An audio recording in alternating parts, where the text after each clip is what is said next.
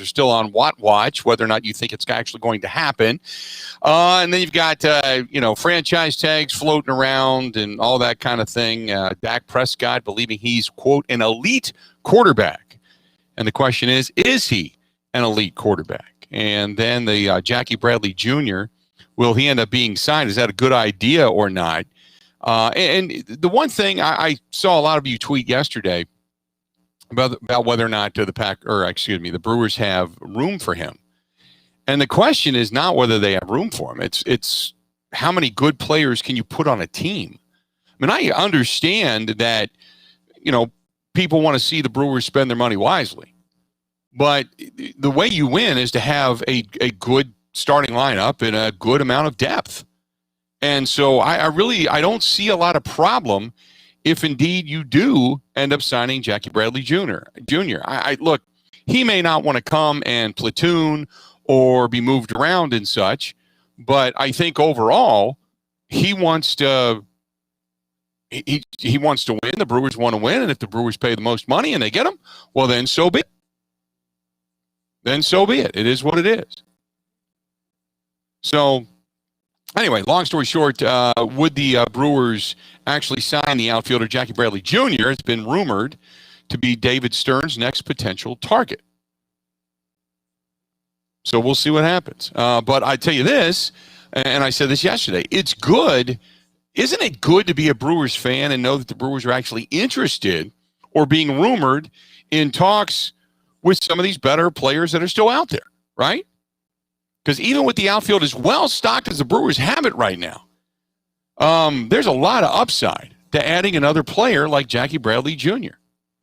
Former Gold Glover, obviously, can hit. Had his best season last year, but can hit, has proven that.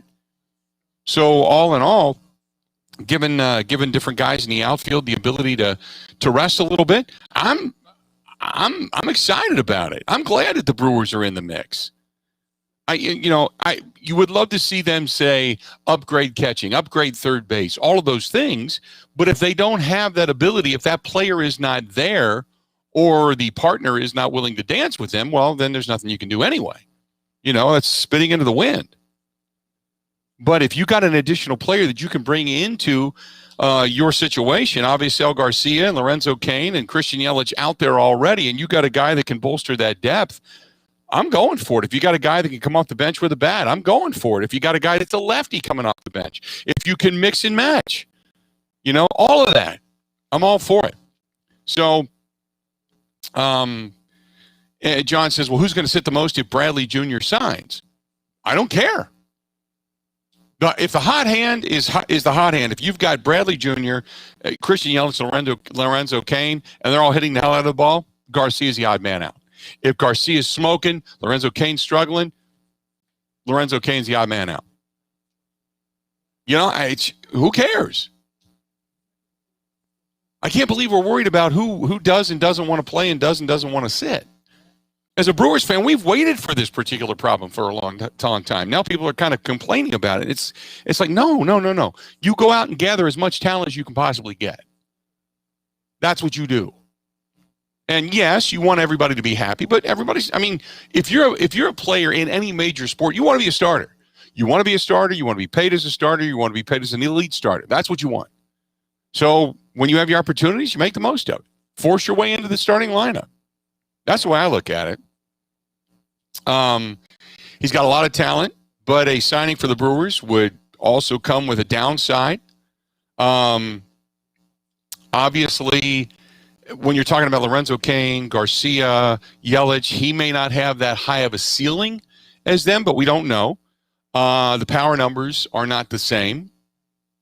So you're betting on the contribution of the glove more so than you are strictly the bat. But again, you're looking about a defensive prowess in the outfield that's going to help you. And ultimately, it's going to help your pitching staff, in my opinion. So, John says, isn't the crowded outfield a David Stearns special? Yeah, it is. But that's okay. So that's one of the things we want to get into coming up at the bottom of the hour. We're going to talk some Badgers, as well. Zach Heilprin of our flagship station out in Madison, going to be joining us. We're going to talk some Badger basketball and whether or not the jumping off point for the Badgers was against Northwestern this past weekend and what his thoughts are. Or is this a fold your arms, wait and see what they do against Illinois this coming weekend? You want to get a hold of the program? Plenty of ways to do so. 877-867 1670, 877-867-1670. You can hit me up over on Twitter. You can also follow the program on the live stream on Twitter through Periscope at Bill_Michaels, at Bill_Michaels. You've got the Facebook fan page. That's simply facebook.com/The Bill Michaels Show. And then there's YouTube, and then there's Twitch, and you simply just search Bill Michaels at either point, and you're good to go. And then you can email us the old-fashioned way, thebillmichaels@gmail.com. That's thebillmichaels@gmail.com. But give us a call, 877-867-1670. Again, 877-867-1670. And you can follow the live stream as we are live on Twitch. We are live over on YouTube as well, and live on the Facebook fan page, and live right now on Periscope. Steve said Brewers looking good this year off of the live stream. Also, he said, let's see here. Well, a lot of people saying good morning. Good morning to you, too. And Marcus says, not on J.J. Watt watch any longer. Don't think it's going to happen. It seems to be that other teams are more interested and money is becoming the issue. I did see that. You're talking about the Steelers, the Bills, I think they were talking Indianapolis, the Tennessee Titans, a few of these teams. The Packers not being mentioned nearly as much, other than the fact that it would probably be a favorite landing spot for Watt. You're not getting it to where the Packers are the team that is picking up the phone and calling. Now, there was the initial rumor that it was up to a dozen teams placed phone calls and maybe kicked the tires. But when it comes to the actual interest and actual signing of J.J. Watt, it seems like there's more of a true discussion with the Bills, the Steelers, Colts, Titans, and a couple other ones. But I do not hear the Packers name being mentioned. And maybe everything that was said yesterday from Tom Silverstein of the Journal-Sentinel, maybe that's actually coming to fruition. I don't want to believe it because I was kind of hoping in the back of my heart that J.J. Watt would end up here. But I'm still kind of hoping so. So it is what it is. Again, 877-867-1670. This one's from Matt. Matt says, hey, Bill, love the program. Do you think that J.J. Watt signs with a team within his own division? Going to Tennessee might be somewhat of a slap in the face to Houston. When you ask for your release, you're looking for a place that's going to give you an opportunity to win, most likely. Houston Texans did a you want to call it a classy move by letting him go, which I don't think that would have happened here if he was playing for Green Bay. I think it would have been, hey, we promise we will trade you away to a team of your liking, but it's not going to be a team in our division. So I don't know if he's loyal to the Texans in their own division. That's a great question. And again, I would have to kind of think about that. Pike says, first Cactus League game this weekend. Spring is coming, baby. It was nice. Woke up this morning and went to the gym. And when I opened the garage door, I didn't get that gasp of cold air that kind of flew in because I wear shorts to the gym. I'm one of those guys. I don't like get all bundled up and dressed for the gym and then get there and peel. I'm in my garage. Then from my car to the front door is about 15 feet. I suck it up. I jog to the door, throw on the mask, and then head inside and get my workout in. But heading to the gym today, it was not when you open the door. It wasn't like that cold air blew up your pants leg or up your shorts leg, and you went, "Oh my goodness, it's cold outside." It wasn't that way this morning. It was nice. You could actually feel like a humidity in the air, which was kind of cool. And the streets were all, that sheen of moisture that was across the top of the concrete this morning. So did that, stopped down, finally got my car washed up a little bit so I can actually see the license plates and see what color my car is rather than that crusty white. So, yeah, it's coming, but it's still Still pretty hefty on my roof. I don't know what it's like on your roof right now, but it's still pretty hefty on my roof. And I'm just starting now to hear my gutters open up. And I've got that wiring that goes across the top of my house that keeps the ice from damming, so to speak. But my gutters do clog up with water. So, or with ice. So I just started to hear them trickle this morning, and I can see the downspouts coming out in the driveway. So it's coming. It's warmer. There's a wintry mix that we may get over the next 24, 48 hours. But yeah, when you've got temperatures that are more what they call seasonal and above average, I'll take it. I'll take it. I don't care. I'll take it. 877-867-1670, 877-867-1670. This one's from Jake. Jake says, hey, Bill, what do you think of the Packers' chances in the NFC North? If the Bears get a good quarterback, I think the Vikings are pretty much done, but maybe watch out for the Lions. Also in the NL Central, it is going to be the Cardinals, the Brewers, then the Pirates are going to surprise people, followed by the Reds, then the Cubs. I think the Cubs are going to collapse. Boy, that's a lot to nosh on there. Okay, one, I think the Lions are in full-blown rebuild. I think the toughest team behind the Packers in the division is most likely, unless they get some kind of a high-end quarterback, and the Deshaun Watson rumor became reality, I think the Vikings are still going to be the team to beat. I think the Bears have a good defense, not a great defense, but I think their offense is still somewhat of a train wreck. They're probably going to franchise tag Allen Robinson, or at least they should, if they want to hang on to him, but they still need to find a quarterback to throw to him. When it comes to the National League Central, I like the Cardinals and the Brewers, but the Pirates, I don't know if you're a Pirates fan or you're from Pittsburgh originally. The Pirates are in beyond full-blown rebuild. The Pirates are in, we've stripped it down. We've got 2 beer vendors, a couple of our original players, nannies, and a couple of other guys that we don't even know their names, so it just says player on the back of their shirt. That's it. The Pirates are not picked to do anything. Not picked to do anything. But the Cubs, I still think the Cubs in Cincinnati battle it out for third place. I think the National League Central is going to be closer than what a lot of people think, but I still think the Brewers are a really good team on paper, obviously, and the Cardinals are still the team to beat. And then it's going to be Cincinnati and the Cubs trying to figure it out. Whoever gets hot offensively will probably be the team that ultimately comes in third in the division. And then you've got fourth, obviously, and then the Pirates bringing up the rear end. But that's my opinion. That's where it's at. So I don't know what else you're seeing, but I'd love the insight there. I don't mind it. I got trolled today on Facebook, over on the Facebook fan page, with some guy saying it doesn't matter what happens, the Cubs always come in ahead of the Brewers. And people then had to jump on this guy and remind him that it wasn't that long ago that the Brewers actually won the division down in Chicago, knocked you out of the postseason, all that kind of good stuff. So, they won it in St. Louis. They knocked the Cubs out. Yeah, your claims fall on deaf ears. The Cubs were good. They won a World Series. Give them a lot of credit for that. Absolutely. And then they got to a couple NLCSs. They've been a good franchise, but that run seems to be over.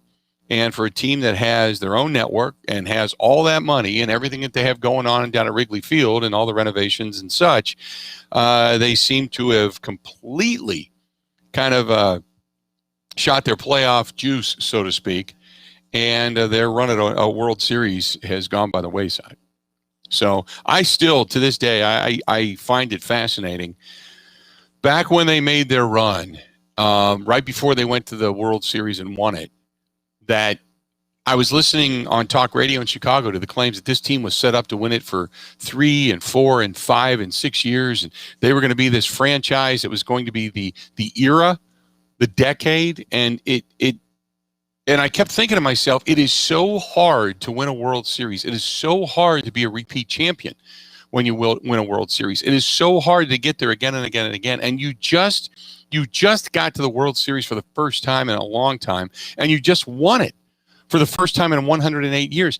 Where does the arrogance come from? That you think this is going to be easy and you're set up to win it for this many years, when you went on the World Series tour and your team didn't even wake up until halfway through the season. And then after that, it was just a tumultuous existence of pressure and anger and underperforming, and it never materialized after that. So I agree. Look, you have every reason to pound your chest. You won a World Series. Congratulations. But it's a whole boatload of arrogance for winning one World Series and for what was supposed to happen after that to watch it all come crumbling apart rather than living up to the expectation. That's a whole heap of arrogance right there. Let's do this. We'll step away, take a quick break, come back. A lot more of the Bill Michaels Show next. Covering Wisconsin sports like a blanket. This is the Bill Michaels Show on the Wisconsin Sports Zone Radio Network.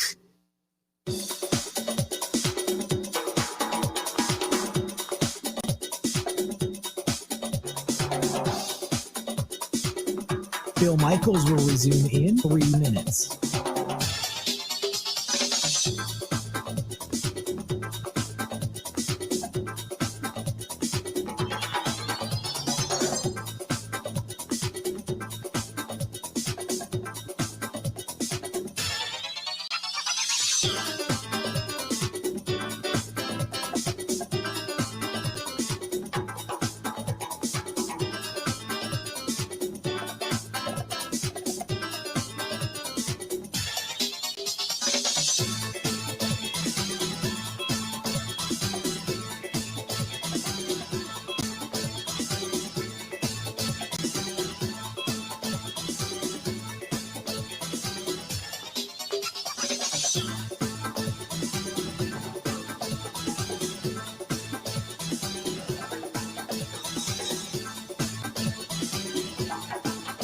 Bill Michaels will resume in 2 minutes.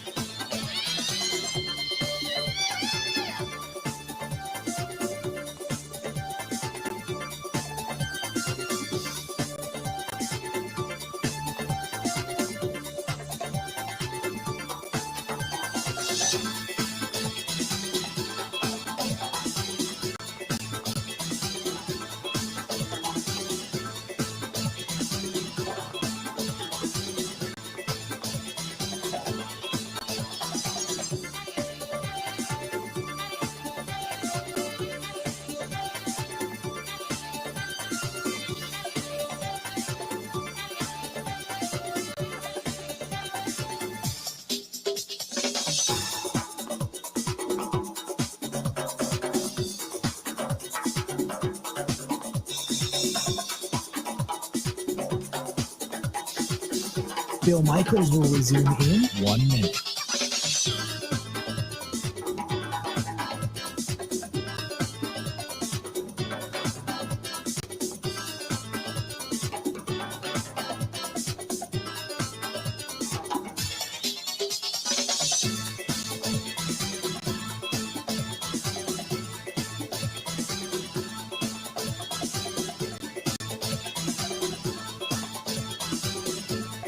Bill Michaels will resume in 30 seconds.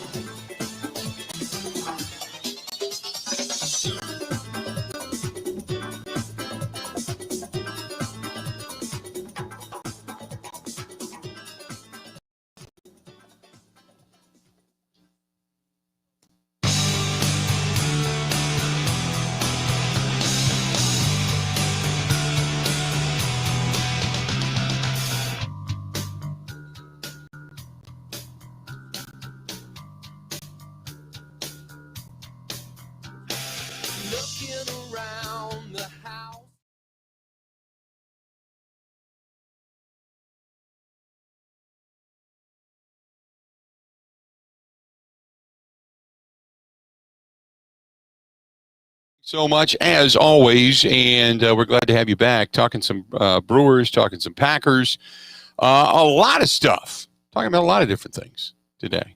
Good stuff. Good stuff. A lot of different messages coming in on the live stream as well. Trey says, first time tuning in, let's talk some Packers. John said, with the Cubs, I don't really see a true team leader like, say, Sammy Sosa or Jody Davis. Cinderella Man says the music during the commercial break really gets me ready to groove. That's great network music, man. Come on. If you're watching, I guess if you're watching us on the live stream, you do get the music that plays during the commercials. So the commercials don't actually go over the live stream. But thanks anyway. Appreciate it. Paul writes, he says, hey guys, I think the Brewers are going to finish first. I think they're actually going to overtake the Cardinals. Cardinals pitching staff is older and they have more ability to falter with injuries. I think the Brewers are pretty solid. You don't need a bunch of top-notch guys to win. You just need good pitchers to get you through. I think the offense will carry them. That's a good point. We talked about that. Was a little bit yesterday, a little bit on Friday. I'm not going to go as far as to say that I think the Brewers pitching staff is or better than, or the Cardinals are going to falter because of injuries. I mean, it could happen. It very well could happen that way. They got some rakers down there though. Arenado, Goldschmidt, you can just start there and kind of work your way out like ripples on a pond. They've got the ability to put the ball to the ballpark at almost every turn. So I'm not going to say that. Now, put a caveat to this. You also have some hitters that can hit for average there. Because you're not going to have, with the dead ball era now popping up, you're not going to have the same amount of guys gripping it and ripping it. So it is going to be a different season. Look for home runs to be down. Look for strikeouts to be up. I think flyouts are going to be prevalent. So it's if the dead ball, if what they're saying is true, they're going to take anywhere from 7 to 10 feet off the flight of a baseball. Those balls that were making it out just over the outfield wall, those are going to be long outs. So players are going to have to adapt. They're going to have to go back to the good level swing, taking the ball down the line, taking the ball up the gut, trying to hit to the hole, things like that. That's what you're going to see this year. And quite honestly, I'm excited about it. It's back to playing baseball the way it was meant to be played. So I'm excited about it. We'll see what the dead ball era actually brings, but yeah, I'm not going to watch baseball for the long ball anymore. At least not right now, because I don't think it's going to happen. I think this year is going to be a different year, and I think baseball's realizing this now. This one's from Brett, said, as a Cubs fan, I would never say Sosa was an actual leader. Sosa was a leader, but Sosa was a leader in the sense of, I'm going to go out there and perform. But Sammy was a segregated leader. He was the guy that had to have the corner suite in the hotel when the team stayed, on the road. He was the guy that had to have all the special treatment, the special waters, the special food. And I only know this from my own experience through some of the friends that I have in the hotel industry around the country, and that work with baseball teams. That's it all. Sosa and Bonds were two of the most difficult people to deal with when it came to hotel rooms.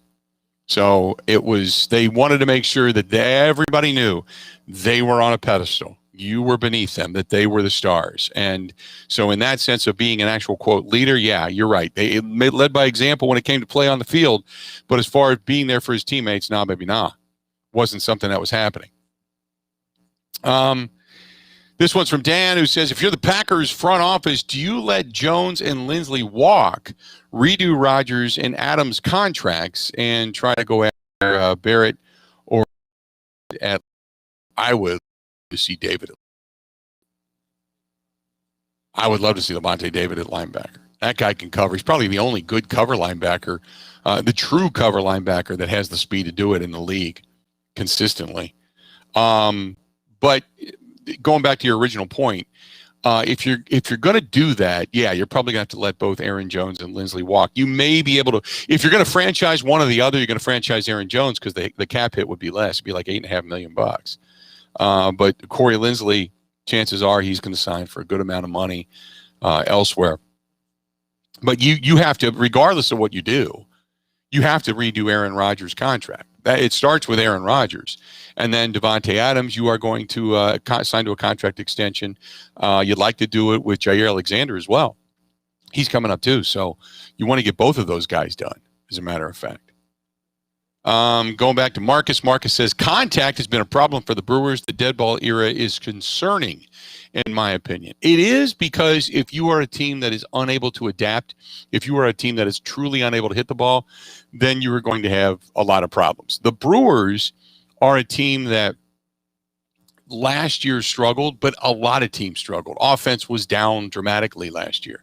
Averages were down. OPS was down. Home runs were down. I mean, they just on average, everything was down offensively last year. So I look for this year to be a different year, but I look for this year where power numbers are down, on-base average goes up for many, because you are going to have to be selective. You're going to have to learn how to work a count. You're going to have to learn how to go with a pitch. And it may take a little while. I mean, offense may be ugly for the first portion of the season. Maybe the first half of the season. It may be ugly. Especially if what they're saying is true, that this could, and this is not specifically for Major League Baseball, but there's a guesstimation out there that the ball could lose anywhere from 7 to 10, maybe 15 feet of flight. That's a lot. That's a lot. Imagine a ball that gets into the first row of, say, the bleachers right behind the landing zone out there beyond the right field wall. That's 15 feet. That means it's a long out up against the fence, or it's hitting off the fence. A ball that gets into the bullpen, out and left, gets into the bullpen, that's great, but it's not going to be out of the park now if the balls are going to be deadened. A ball that just makes it into the Friday's front row porch, or the restaurant to be named later, front porch. It's not out of the park anymore. It's going to be brought back in. It's going to be a long out. I mean, think about that in the grand scheme of things here. It's going to be interesting with the year of the deader baseball. Now, I'm not saying it's going to be like that all the time, but it certainly is. It certainly is going to be a different year offensively, I think, for many. 877-867-1670, 877-867-1670. You want to get a hold of us, go ahead, give us a shout. We'd love to hear from you. Love to hear from you. Let's see here. This is from Mark, and Mark says, I think the Brewers are going to struggle. Christian Yelich, power numbers are going to go down, but he's at least a pure hitter. All others may not even be able to get the ball out of the ballpark. Without the power that the Brewers had over the last couple of seasons, I don't see this team scoring a lot of runs. I hope you're wrong, and that's where a guy like, say, Orlando Arcia, guys like Lorenzo Cain, Avisail Garcia, obviously if they, Keston Hiura. I mean, you love to see those power numbers come back, but I'm not counting on that. That's why you're talking about a team of guys that need to be able to put the ball in play. Orlando Arcia is, I think he's kind of one of those. I don't want to say a linchpin to all of this, because he's not a linchpin, but I think he's kind of that unknown, that X factor. Because if that guy can hit and give you something, instead of those short fly ball outs, maybe some of those things begin to fall or land, then maybe the bottom of the lineup becomes somewhat more solid, if you will. Let's do this when we come back. We're going to go and talk some Badgers with Zach Heilprin of our flagship station out of Madison. That is The Zone. We got more of the Bill Michaels Show next. Ready? This is the Bill Michaels Show on the Wisconsin Sports Zone Radio Network.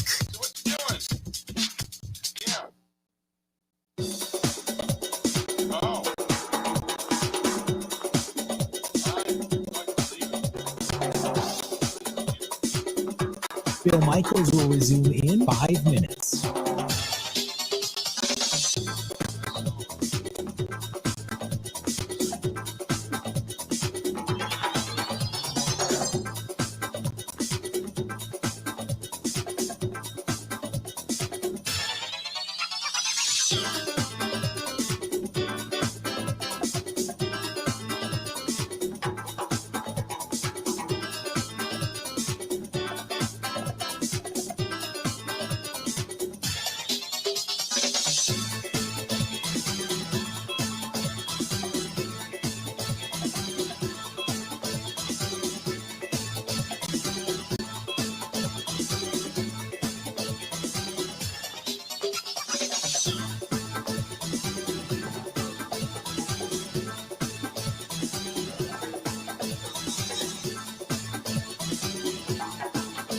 Bill Michaels will resume in 4 minutes.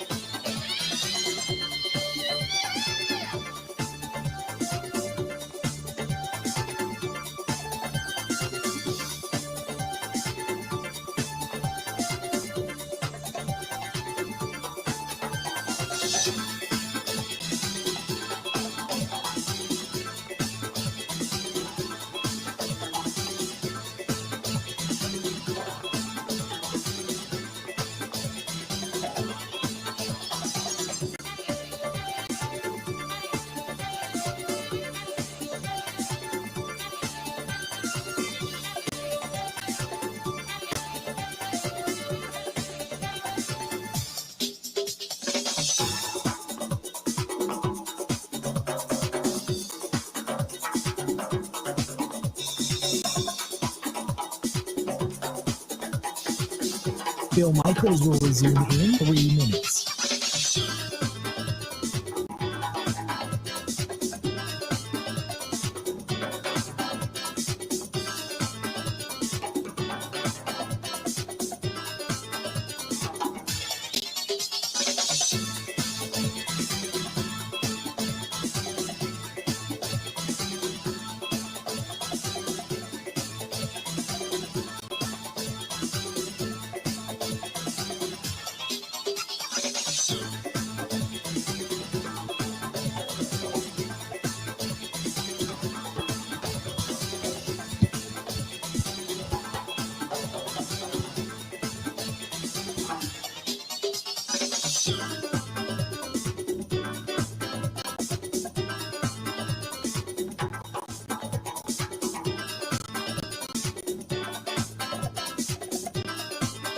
Bill Michaels will resume in 2 minutes.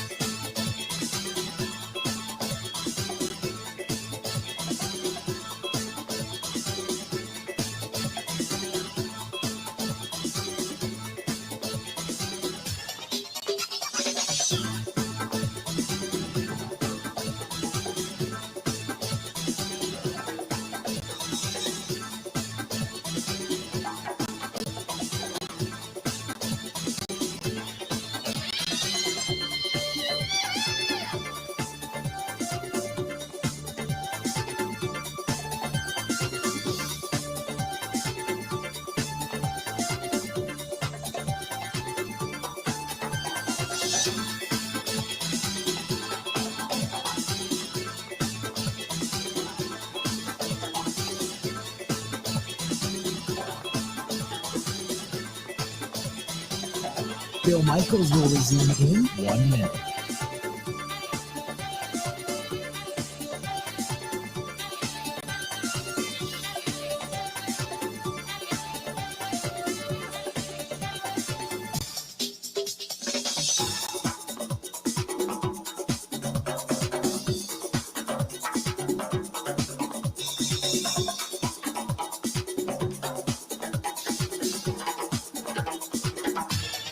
Bill Michaels will resume in 30 seconds.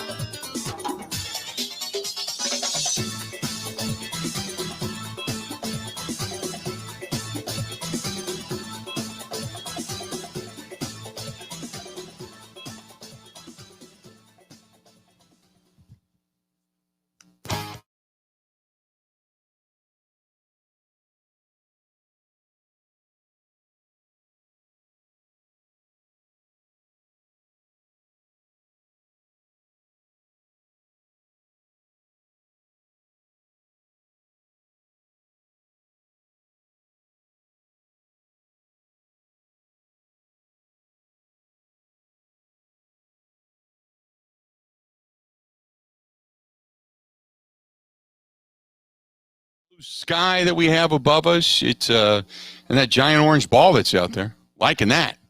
Liking the warm-up a lot. Maybe the Badgers are warming up. Maybe. We'll see what happens coming up this weekend against number 5 Fighting Illini. But Nevertheless, the Badgers at least get a win over Northwestern. They put the train back on the tracks for the time being. To talk more Badger basketball, some Big Ten, our buddy Zach Heilprin out in Madison at our flagship station, The Zone. Zach, how you been, pal? Been great, Bill. How about you? I'm doing well. So give me your thoughts as the Badgers kind of were limping down the stretch here with 3-4 games remaining. Yeah, it hasn't been exactly what they were hoping this year was going to be. I mean, they all expected to be in the race for the Big Ten title. That's clearly not the case. And a lot of inconsistency. It's led to a 6-6 record over their last 12 games. Obviously, they did get that win against Northwestern, which is one of the worst teams in the conference. And now they got to finish with Illinois, who's a top 5 team. They got to go to Purdue and then go to Iowa, which is a top 10 team. It's not an easy finish for them at all. So let me ask you this. When it comes to their ability to shoot, it has been hot and cold. I guess, is there one theme that's running through this, yes or no? Well, I mean, it's kind of been a theme over the last few years. I mean, there's I don't want to go too deep here, but like 2 years ago, they started out hot as could be and closed as cold as could be, and they got knocked out in the first round of the tournament against Oregon. It started cold last year, got hot toward the end of last year, and they won off 8 straight. And they started off hot this year, and now they've gone cold again. So I think that is as close to a pattern as you could possibly get with this. I think the one positive thing, though, at least coming out of the Northwestern game, was the 2 guys that they need to shoot well if they're going to have any chance to win is Micah Potter and Dimitri Trice, and they combined to go 12 of 14, including 6 of 7 from 3. So that, I think, is a good thing. Now you got, on the other side, they got Aleem Ford and Nate Reavers struggling mightily. They're shooting 25% over the last 4 games, so that is not great. But if they're going to catch fire and make a run in March, Dimitri Trice and Micah Potter are going to need to continue to shoot at a high level. How big of a game is it coming up this Saturday? It's huge. I mean, it's a great opportunity for Wisconsin. Illinois is playing as well as any team in the country. They've just beat Minnesota by close to 30 up in Minneapolis, and they have 2 players that are really, really tough to stop in Dosunmu and Kofi Cockburn. I don't know how Wisconsin is going to slow them. They certainly didn't do a great job against them down in Champaign a couple of weeks ago, but it's a huge opportunity for Wisconsin to show that they are going to put up some fight, which they didn't do in that game 2 weeks ago. So with this game looming, I mean, I think even if they lose this game but play competitively and then win a couple more down the stretch, it's maybe things are heading in the right direction. But if they get blown out, it's very much an indicator. I mean, do you kind of see things the same way? Yeah, I do. To me, I'm going to be watching like how they shoot. Even if they lose like the next 3 games, I'm going to be interested to see how they shoot. They could go 0-3 and shoot great, and then you kind of feel a little bit better about their chances in March because they're not going to be playing some of the best teams in the Big Ten. And Purdue's, right on the fringe of a top 25 team as well. So, but yeah, they have to play at a closer level than they did against Illinois the first time. They'll get Purdue for next time. I don't see how they win down at Iowa. I mean, Iowa's offense after they beat Wisconsin in the Ken Pom era, which is, all about is the analytical site that a lot of people look at and use as gospel. Iowa had the 2nd most efficient offense in the history of the Ken Pom. That's 20 years. The only offense better than Iowa's after that Wisconsin game was the 2015 Wisconsin offense. And we all remember how good that group was. So, but yes, for Wisconsin, shoot the ball well, stay close, and you might think that they have a shot to make a run in March. There was Greg Gard's comments regarding the legs and the season and tired and such. And do you put much stock into that? No, I don't. That to me was kind of not an excuse, but what they pointed to at the end of the 2018-19 where the face stuff. And I mentioned that game against Oregon, and I guess you could say that that will not be able to be used as an excuse if they don't shoot well against Illinois because they don't play it all this week, and Illinois plays 2 games. They play tonight, they play Thursday, and then they play Saturday. So Wisconsin should have fresh legs compared to Illinois, but I guess we'll see. I mean, Greg knows his team better than we do, but this is not a new thing shooting wise for them. It's been going on for 12 games here. What was the expectation coming into the season? I think a lot of us felt that they were going to be a top 2 or 3 team when it came to the Big Ten, and probably on pace to be an Elite 8 team. So if they don't end up there, are we talking about this season being I'm not talking, I mean, it depends on if they get into the tournament, get bounced in the first round or something, but it would be pretty disappointing from where we thought they would be to where they've ended up, and maybe to where they ultimately end up in the tournament, right? Oh yeah, for sure. And Micah Potter said as much after the game on Sunday. He said, "This is not how we expected this to go. This is not how we expected this to play out." Now the Big Ten is. We knew the Big Ten was going to be good. We knew it was going to be one of the best in the conferences in the country. It's turned out to be even better. Like Michigan, I think legitimately has a case if.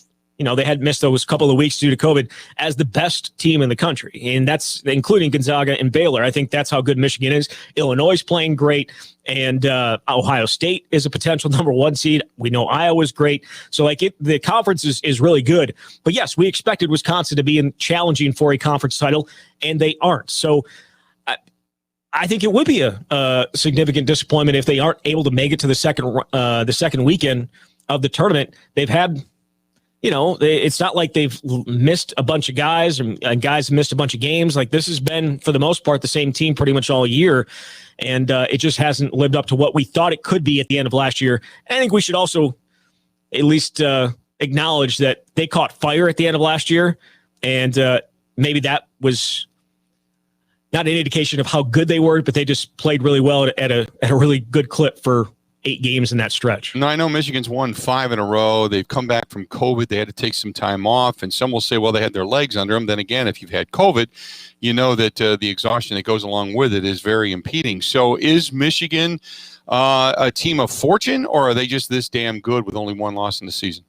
I think they're just this damn good. They have, outside of one poor performance up in Minnesota, they have beaten and played and been the better team in almost every game. They've been the better team in every game that they've played, and they've blown out a lot of teams. I thought the game on Sunday between Ohio State and Michigan was awesome. Just back and forth, shot making, not a whole lot of turnovers. But yeah, Michigan just can beat you in so many different ways, and they're good at both ends of the court. And Michael Dickinson, down low, unstoppable at times, and he was in the second half of that game. Certainly was that way against Wisconsin too. I think they have a chance to snap that streak of no Big Ten teams winning a national title. It hasn't been since I think 2000 since the Big Ten team has won a national title. I think Michigan and Illinois and potentially Ohio State have an opportunity, maybe even Iowa have an opportunity to end that streak.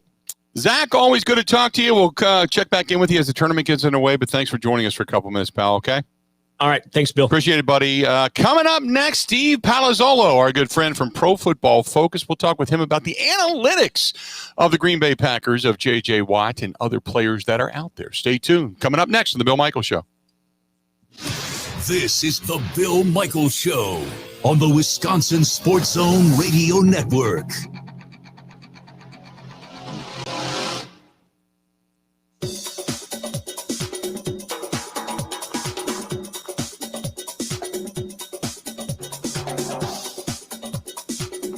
Bill Michaels will resume in 3 minutes.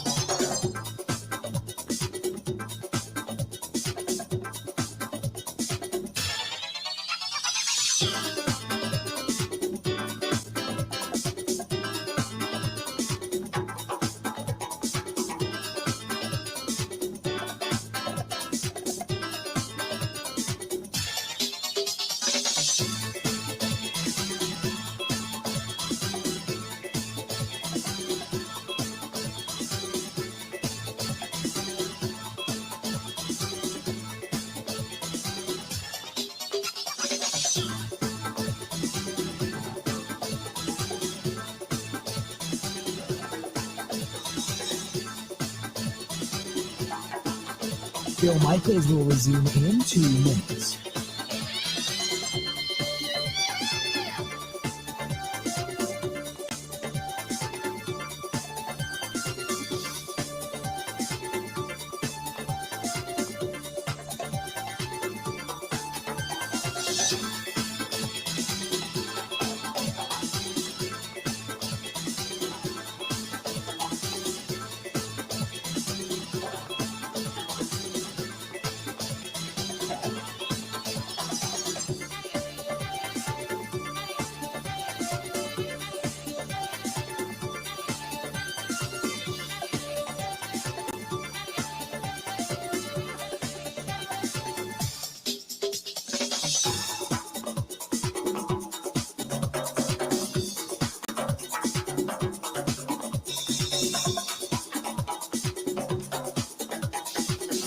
Bill Michaels will resume in 1 minute.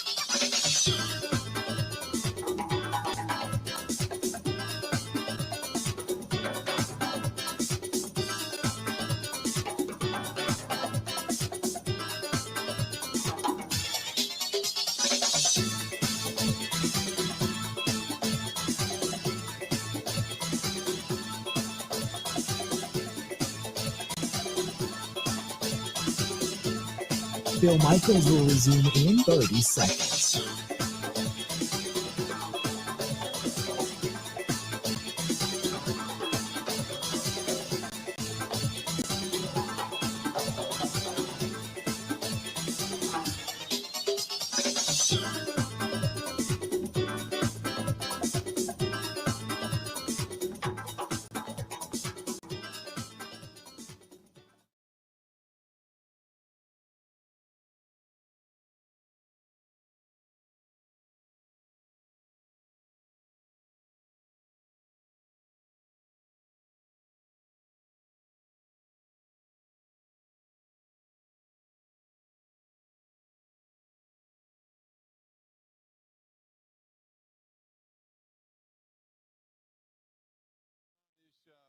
Basking in the glow Tuesday, excuse me, as it's getting a little bit warmer in the area, and I'm loving it. So I'm all for it. But we know that cooler weather usually means football. Even though the football season has come to an end, it really never ends. The NFL is 24/7. And to talk more about it, our good buddy Steve Palazzolo from Pro Football Focus and the lead analyst there. Steve, how you been?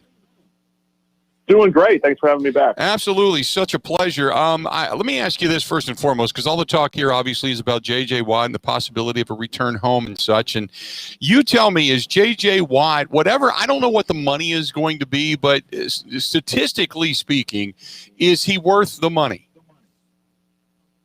Well, I mean, I know people look at what he had 5 sacks last year. You know, didn't have the statistical season that he's had in the past. We still had him as a really highly graded player. So, I mean, again, it definitely depends on what the money is. I mean, is he worth a $15 million a year contract? I don't know. But honestly, I don't know if a whole lot of pass rushers really are when it comes down to it. The thing with Watt, though, that he still has plenty left in the tank from what I've seen, right? So last year, he was our number 7 graded edge defender overall, despite the low sack totals. He still played the run well. And where he really did excel was rushing the passer on the interior, which he didn't do a whole lot of the last couple of years.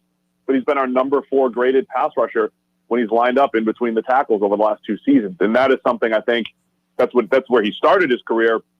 That's where I think his new team should tap into a little bit more. He's still too quick for guards and centers if he's ever over the nose, playing nose. So I think he can still provide a lot as a pass rusher. He's a good run defender on the edge. I think there's definitely a role for him somewhere where he can still play despite, the statistical drop-off that he had last season. Then does that put him in the mix for a 3-4 defense and what the Packers under the new defensive coordinator, Joe Barry, is most likely to run? Yeah, I think Watt can really fit into any defense. I think ideally he's still in more of like a 4-3 where he's an early down edge defender. Kind of like what Michael Bennett did for the Seahawks a few years ago. So he's on the edge on early downs, and then he kicks inside in nickel and dime. But every team runs nickel or dime, the majority of the time anyway. So I would probably just kick him inside and you move him around, but, kind of limit his snaps on the edge because I think he's done a better job rushing the passer on the interior. So I think, Watt can fit into any scheme. You just have to get a little creative with him. I have stated time and again, I know people want to disagree with me, but Aaron Jones, I think, was a huge, enormous part of the Packers offense, not just in running the football, but in pass catching, and his blitz pickup had become really stellar over the last 1.5 to 2 years. How much do you think they're going to miss him if indeed they let him walk and they do not franchise tag him? Yeah, I mean, he's a really good player. I mean, our general take is, especially at PFF, is that running backs are the most interchangeable as far as positions go. It's not that they're different from a talent standpoint. Jones is extremely talented. He's one of the best in the league at just making guys miss, creating yards after contact. You mentioned the receiving game. Like, he does bring it all to the table, but I still think the Packers, it's just really tough to justify running backs when they have to make a whole lot of money on that second contract. So I think you can find replacements for Jones. I think rushing production is so predicated so much on what you do up front from an offensive line standpoint, what just having Aaron Rodgers helps the running attack because you have a defense that has to account for the pass game first. So I think they could scheme up enough rushing production. Jones was great in the red zone. I think you missed that a little bit, but I think it's just really tough to justify the money for the value, though, from any running back really across the league. What was the statistical opinion as it all kind of washed out with A.J. Dillon under the amount of carries that he had? Oh, he was solid. He was really productive. He had the snow game. I thought they were just going to unleash him as their snow runner, which apparently they did, right? I mean, that's his designated role. And look, as much as we, at PFF like to downplay the value of the running back position, I think there are certain games where it's a little bit more valuable. There are certain games when you do want to run the ball a little bit more, and it's more like when you are running out the clock or you are trying to take advantage of a defensive mismatch or whatever it is, you want to be effective there. And I think that's what Dillon was. He imposed his will a bunch, forced 17 missed tackles, which was great. So I thought it was a really impressive, it was only 60 snaps or whatever, but I thought it was an impressive start for Dillon. Then there's Corey Linsley, another guy that could ultimately end up walking. And considering the fact that David Bakhtiari won't be back till mid to late season, they may be a little thin on the offensive line. What is Corey Linsley's value when you talk about the ratings of a center in the National Football League? Yeah, so he was one of our top-graded centers last year. Only gave up 4 pressures during the regular season, another 3 during the playoffs. But, man, he was fantastic, and it was his best season by our grades. And I think the tricky part here is he's our top-graded center on the market from a free agent standpoint. It's a somewhat thin center market. I think there's a few options in the draft. But I think the Bakhtiari thing does throw a little wrench in things because you don't need an incredible offensive line. You don't really need to be good all the way across the board. You just don't want to be a disaster. You don't want to have too much pressure, as we saw in the Super Bowl or even in the NFC Championship, where the Packers just weren't as solid up front. Bucks get some pressure and it affects a few plays per game. So Linsley is a good cornerstone piece. We'll see if they can do anything to keep him around. But the point is, if you have a downgraded left tackle, even for a period of time, or you have a downgraded center, that seems to add up a little bit. And Linsley's just been such a good, solid player for the Packers through the years. Defensively speaking, now Kevin King, obviously the weakest link in the secondary for the Green Bay Packers. How weak, though, actually was he? Was he just as inconsistent as to the eyeball test statistically? Or is he a decent player on an elite secondary that he just looked that bad because he got picked on a lot? I'm sorry, who did you say? Kevin King. Oh, Kevin King. Yeah. So yeah, he really struggled. I mean, we're putting our free agent rankings together, and I'm looking at him through the years, and he just didn't develop the way I think we had hoped coming out. As a second round pick with great size and great movement skills, and I thought zone concepts, he just felt like he was a step slow. And then from a man coverage standpoint, I know he got beat over the top, but in the NFC Championship and a couple times, but it feels like that was his strength, which was matching up with bigger receivers, working the vertical route tree. But anytime you faced a shiftier receiver, it just really gave him trouble. So I think King, over his 4 years, really did struggle for the Packers. And there's not a great scheme fit for him. And obviously that's going to be a major need, figuring out cornerback 2 this offseason. But yeah, King, I think, was the clear weak spot in that secondary, especially this past year. How is there a rating for telling you how difficult it is for a rookie to come in as a secondary player, to come into the league and really kind of get it? To me, it's almost, if you really want to push your chips to the, you have errors, you're going to need for your secondary to really help Jair Alexander be better than Kevin King. So what's on the market, or is it really conceivable to find a guy in the draft that's going to be really good right now?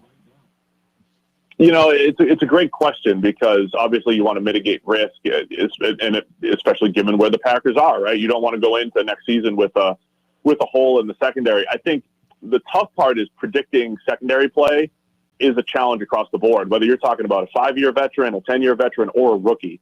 And I think that is well summed up in the market this year. I mean, our free agent list, or just the free agent cornerback list, is littered with players who have been good at one point. And that point, for most of them, wasn't last season. So there's a lot of guys like William Jackson of the Bengals who probably peaked as a rookie, but has been solid ever since. Or Shaquille Griffin, whose best year was 2 years ago. And, Richard Sherman is older, but obviously, he's 33, but even though he's still a good player. So, Xavier Rhodes was really bad in Minnesota, but kind of rejuvenated last year. Ronald Darby, the same thing with Washington football team. So you have all these free agent cornerbacks who have been good at one point, could come in. Like if Ronald Darby came in and played opposite Jair Alexander the same way he played last year for Washington, that'd be fantastic. That'd be a great signing. But Darby's also 2 years removed from a really below average season as well. So I think the entire position is really tough to evaluate in general. The draft has a couple guys at the high end. I think there will be some value at the back end of the first and into the second when you talk about guys like Asante Samuel, Tyson Campbell, maybe J.C. Horn if South Carolina is available there. Again, the problem is knowing who's going to hit the ground running or who's going to be productive as a rookie or who is even going to be good. So I think you attack it with volume. If you're the Packers, you bring in 3 or 4 corners and say, all right, one of you better be good because that's what we really need opposite Jair. Talking with Steve Palazzolo, senior analyst for Pro Football Focus. You can find him on Twitter at PFF_Steve. Before I let you go, I got to ask you, the Packers are going to be needing a wide receiver. They're going to be needing a tight end. They do have some guys in their own stable, but is there anybody on the market, tight end specifically, that may benefit this team right here, right now in about 30 seconds? Hunter Henry is the prize, I think, of the tight end group. I think Jonnu Smith from the Tennessee Titans would be a really interesting one. He's really good after the catch. And then Pat Freiermuth from Penn State, I think he'll be available back end of that first round as well. I don't know if you want to take him there, but he's a good all-around tight end who would absolutely add a weapon next to Big Bob Onion. Steve, it is always great to talk to you. Thanks so much for being flexible. I certainly appreciate it, and we'll get you on again soon, okay? Sounds great. Thanks for having me. Appreciate it, pal. There you go. Steve Palazzolo, senior analyst for Pro Football Focus. We've got an hour down, 3 yet to go. It's just you and me the rest of the way. Stay tuned. More of the Bill Michaels Show is next.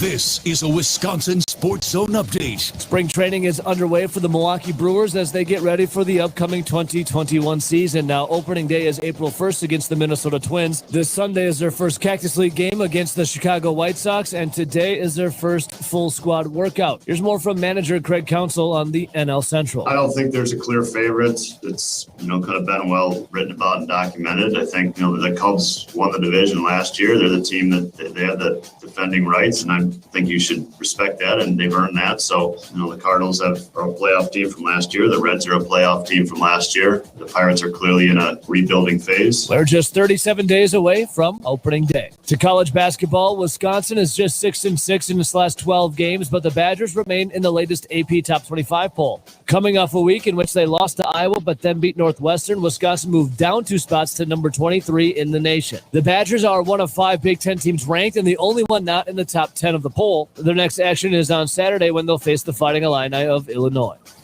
So your current job isn't working out so well?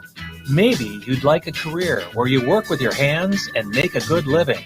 Have you thought of a career in a skilled trade like plumbing, electrical, or HVAC? You can be in demand and earn more than many college graduates without all the debt. To get your career started, go to buildyourcareerwi.org or just search online for ABC of Wisconsin. Start today. Giannis Antetokounmpo is coming off a 38-point performance. Chris Middleton, 32. They combined for 70 points in their win over the Sacramento Kings on Sunday, 128-115. And the Bucks will look to keep that rolling as they welcome in the Minnesota Timberwolves to the Pfizer Forum tonight for a 7 o'clock tip. The Deer currently sit at 18-13 on the season. That's good for third in the East. For the Wisconsin Sports Zone Network, I'm Ebo.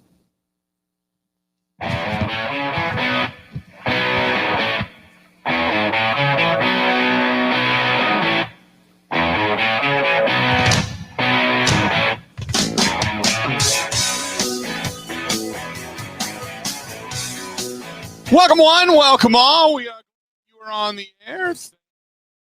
So much for hanging out with us. We certainly appreciate it. As we've got yet another hour of the program and a lot of you chiming in. If you want to get a hold of us on the program, 877-867-1670. 877-867-1670. You can also get a hold of us on many of the different platforms as well. You can find us on Twitter, and you can read and respond there simply at Bill_Michaels, at Bill_Michaels. You can also follow us on Periscope over there as well and watch the show, stream the show, and whether listen to it in the office, in your house, so you can watch it on your phone. But you can do it via Facebook. The Facebook fan page is facebook.com/The Bill Michaels Show.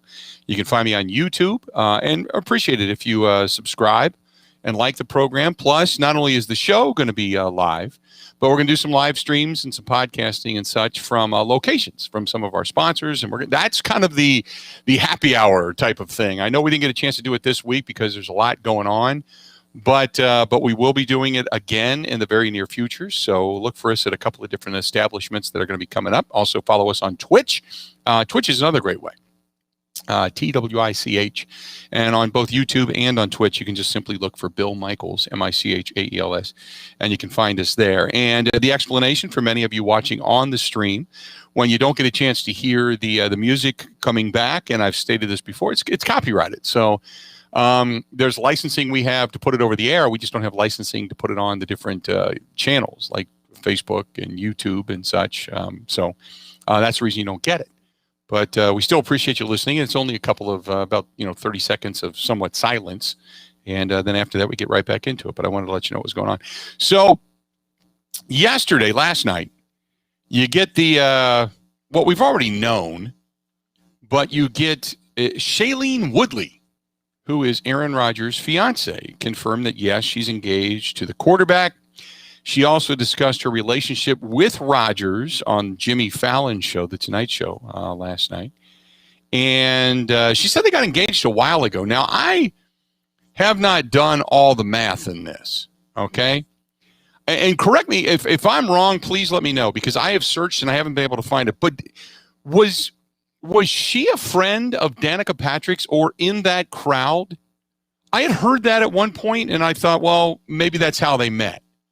Was they just met, and it was kismet, and they just realized that they had a better relationship than Aaron and Danica, and that's how things happen. I don't know. But for people with more knowledge, TMZ-like knowledge of this than anything, then I don't know. So you let me know. But she said, yes, we are engaged. We are engaged, but for us, it's not new news, So it's kind of funny. Everybody right now is freaking out over this. We're like, yeah, we've been engaged for a while. How about that? They've been engaged for a while. So wasn't it maybe this time last year, a little bit later in the season, they had, Aaron and Danica had bought the Malibu estate, $20+ million. And they were moving in together. Things were flowing in the right direction. And then all of a sudden, it was over. Just like that. Bam. Done. So, I don't know if maybe living together, they went, whoa, can't do this. Can't do this. Or Shailene Woodley came into the picture and Aaron was like, you know what? I've met somebody. I can't do this. I mean, I don't know. So, it's more TMZ stuff than anything. But a very quick turnaround, and then let's just say they got engaged before the season or as the season was going on. Well, you know what? Two things. One, good for them. If they're happy, that's all that matters, right? It's all about their happiness. And secondly, then I guess it pretty much shuts up all the pundits that said that Aaron Rodgers could not play good football while he was in a relationship, because maybe he couldn't play good football while he was in a non-euphoric relationship. But Woodley is 29. He is 36. He's first off just a wonderful, incredible human being, but I never thought I'd be engaged to somebody who threw balls for a living, she said. So let's take a look at, or let's take a listen to what she had to say last night on Jimmy Fallon. Take a listen to the whole cut. A lot of questions. One is that I keep reading that you are engaged to football great Aaron Rodgers. And is that true? Are congratulations in order? I mean, I've been reading that too, which is it's kind of funny. Yeah. Yes, we are engaged. We are engaged. But for us, it's not new news, you know? So it's kind of funny. Everybody right now is freaking out over it. And we're like, yeah, we've been engaged for a while. I love that. Yeah, we got engaged a while ago. And it's been, he's first off just a wonderful, incredible human being. But I never thought I'd be engaged with somebody who threw balls for a living. Like I never thought as a little girl, I was like, yeah, when I grow up, I'm going to marry someone who throws balls. Yeah. But he's really just so good at it. And He really knows how to throw a ball. Yeah.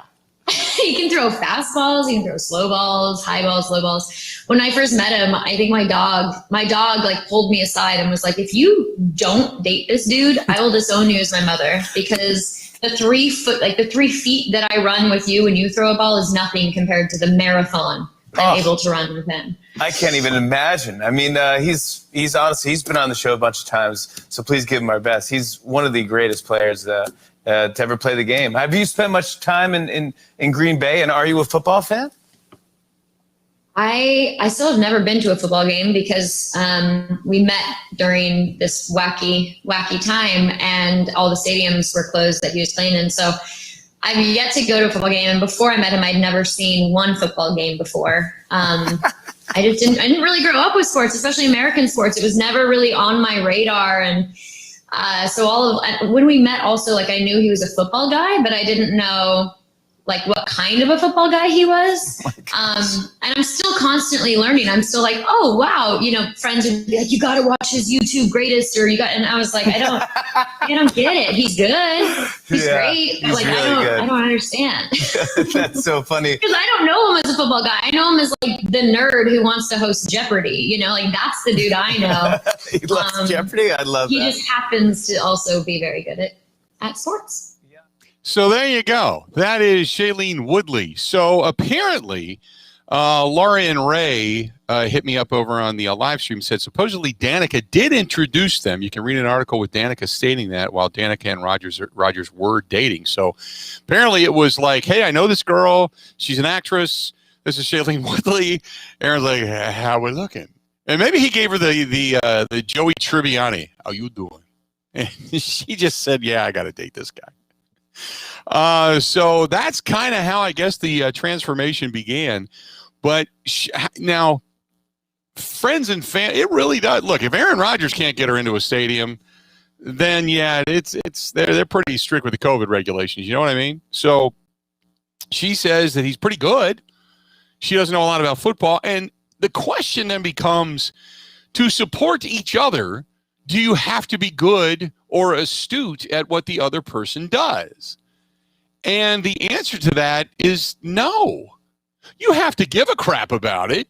You know, how was your day at work? Okay. You have to be empathetic, you know, or you have to be ecstatic, or you have to be excited. You have to be a sounding board, a wailing wall, whatever it happens to be. But you don't have to be an astute fan of the game to suddenly become a couple.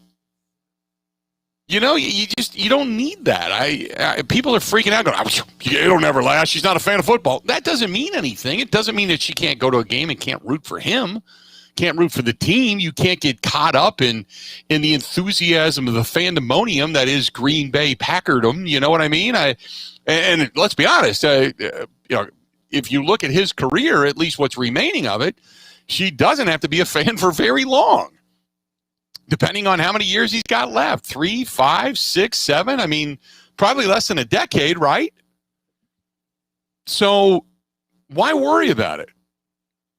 I think it's great. I think he's had, if you want to say COVID has been a year of weirdness, of some just took us all by complete surprise. It flipped our world upside down. It changed so many things in so many ways. It pitted people against people. It pitted politics. It pitted passions. It pitted religions. It pitted everything against one another in many different facets, to where we are suddenly chastising and policing each other rather than ourselves. It just made things so crappy, for lack of a better adjective, just crappy. But to be able to find the happiness like that in a very quick turnaround, good for them. Good for them. You know what I mean? I think a lot of us went through changes this past year. I did. I think you did too, right?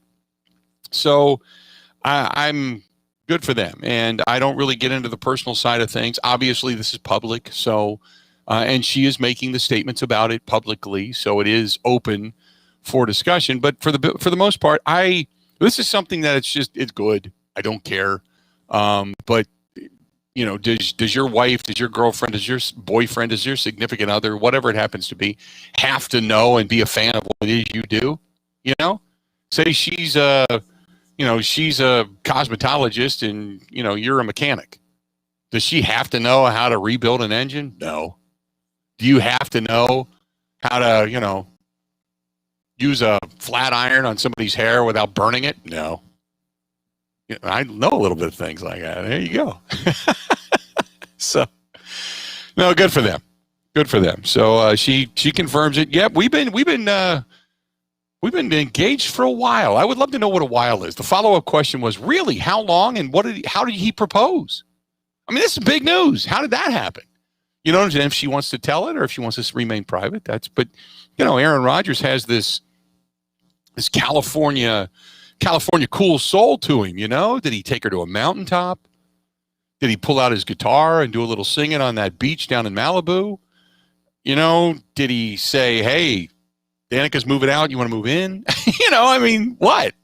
So anyway, it was the confirmation last night out of Shailene Woodley that, yep, they are going to get hitched. Oh, and the next question is when? Is that going to happen like this year during the off season, or is this something that's going to be a long courtship in that sense?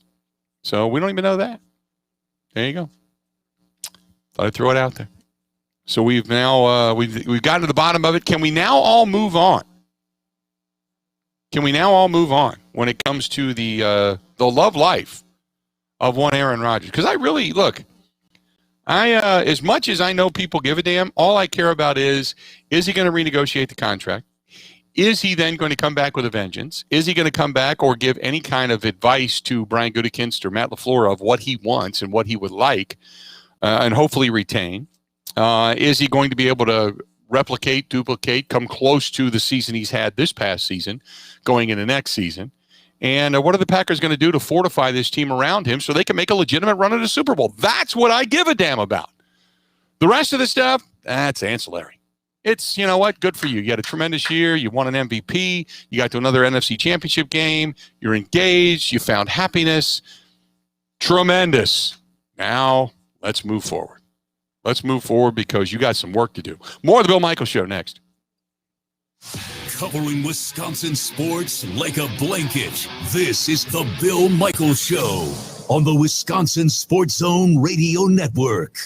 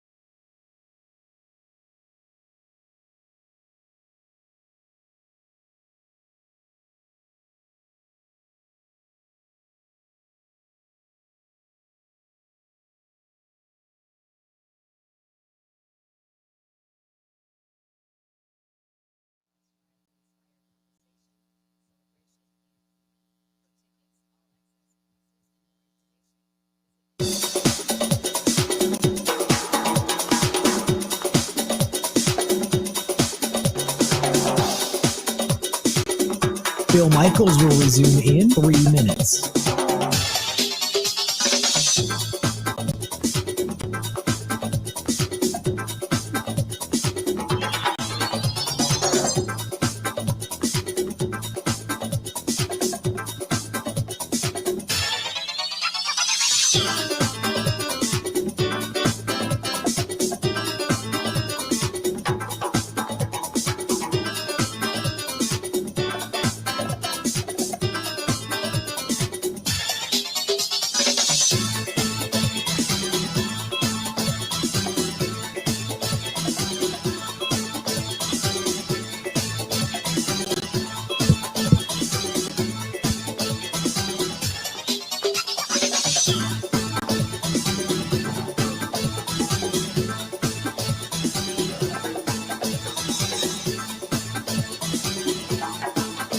Bill Michaels will resume in 2 minutes.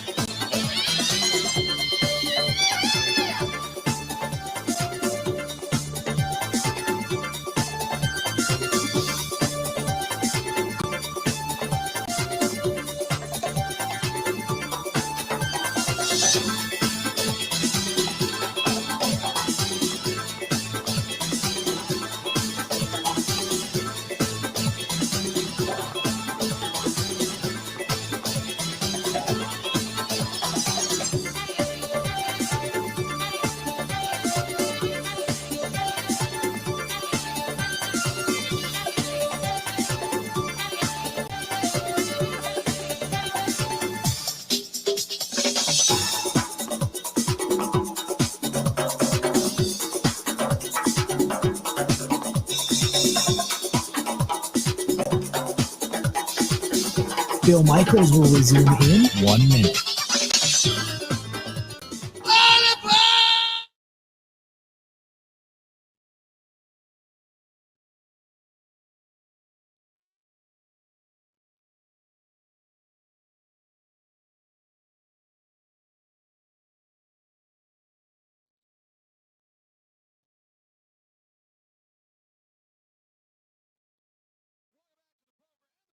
Show continues. We are glad to have you. And boy, I tell you what, there are some issues that are out there still when we get into race relations. It is somewhat mind-boggling that people in today's day and age, you have to be hypersensitive. Okay, you just do. You got to be hypersensitive. You have to really, and it really stinks in the sense that there's this,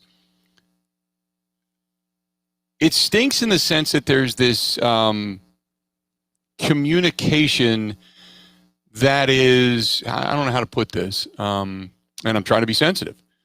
It's so hard that we have become so accustomed to things that hurt, if that makes sense. It has become almost part of our nomenclature, and we're still trying to shed that after all these years. Don't get me wrong, we have come as a society, black, white, whatever. We have come a long, long way, but there's still a long way to go.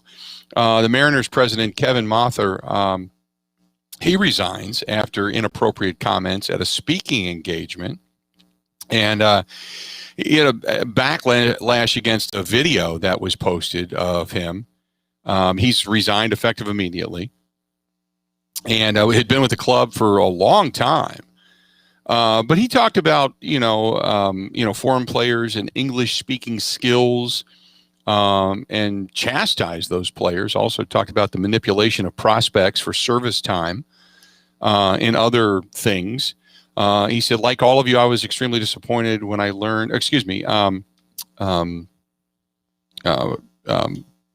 Mather, I should say, a terrible lapse in judgment, but the damage was done. He finished with the Mariners after 25 years. He said, like all of you, I was extremely disappointed. And the comments are inappropriate and do not represent myself or the organization and feeling about players, fans, and staff. But he said, we just rehired Iwakuma. He was a pitcher with us for a number of years, Mather said. Wonderful human being. His English was terrible. He wanted to get back into the game. He came to us. We quite frankly want him as our Asian scout interpreter. What's going on with the Japanese league? Then he's coming to spring training, and I'm going to say I'm tired of paying his interpreter.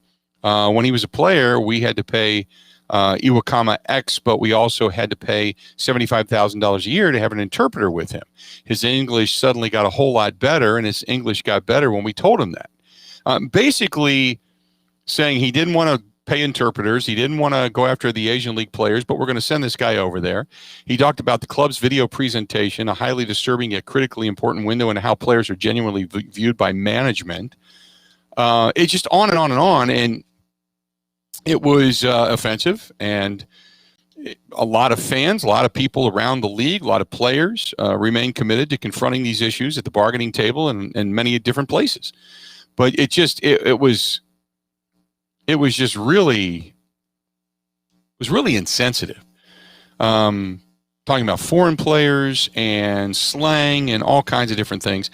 And in today's day and age, it's like, what are you doing? What are you doing? Why you can't be this stupid? However, it continues in kind of traveling down the same path. A popular Miami Beach hotel, the W on South Beach. I don't know if you heard this. They wanted to do something for Black History Month. Okay, which kudos to them for the attempt. But it was an attempt that was pretty tone deaf and pretty racist. They decided for the luncheon for their employees and others at this luncheon to serve fried chicken and watermelon salad. Yeah, you don't do that either. So this is where you're trying to do something right, but you don't have a full grasp as to what it is you're trying to get away from and kind of the ignorance, so to speak. So while the gesture was probably one of we really want to do something good, the understanding fell completely out of touch. And it's just like, really, this still goes on in today's day and age? Holy mackerel. So the Seattle Mariners looking for a new general manager. The W Hotel in South Beach looking for probably a new catering agent and a new general manager there as well. But that being said, you just can't believe that that still exists. That still goes on. I get that there are times that you use terminology that suddenly is I don't want to say suddenly, but it seems to all of a sudden becomes racist, so to speak, because it's used in a specific context. I understand that, but there's just some things you just don't do. And common sense will tell you, just don't do it. Get away from it. Don't think that way anymore. If you don't think of people as color, you're pretty much better off. If you never use the description, the adjective of a color for anybody, then you're better off. Because then you don't see color. You just see a person. And eventually that's where we'll all end up, Jason hits me up over on the live stream. He says, what do you make of the Brewers' interest in Jackie Bradley Jr.? Well, we talked about this a little bit before. And one of the things that at least I brought up is, one, I'm glad the Brewers have an interest in Jackie Bradley Jr. Two, I am glad that they are looking to just get better, whether it's at a starting position or at depth, because I think this is a good team that is looking to bolster themselves as a good deep team, because a good deep team will go 87 to 91 wins, will most likely either win the division or get a wild card and find themselves back in the postseason. And for the Brewers, especially coming off of a season in which they lost an estimated 50 to 75, 80 million bucks, depending on what the numbers actually are, I am somewhat surprised. I am pleased. I think that it is David Stearns and Mark Antanasio trying to put their money where their mouth is. And I appreciate it. I really do. As a fan, that is and now it hasn't happened yet. Okay. Again, I go back to when they offered CC Sabathia $100 million, knowing he was going to take $150 million to go elsewhere. It's an empty promise. That to me was a little more of window dressing than it was anything else. This is, I think, legit, and I don't doubt it. So it is some of a put-up moment for a franchise that is the smallest media market in all of baseball and draws the least amount of dollars from that media market in all of baseball. Don't get me wrong, it's a great media market. We love baseball. We love it here in the upper Midwest. We love National League Central baseball. We love Brewers baseball. But when it comes to the ability to garner a lot of money from, say, Fox Sports Wisconsin or the radio rights, that specifically is not there. It's not the same as the large market. So for them to be the smallest market, lose that kind of money, and not really get much when it comes to revenue sharing, if any at all, because there wasn't any revenue sharing, and then to be able to say, yeah, we still want to go out and bolster our team,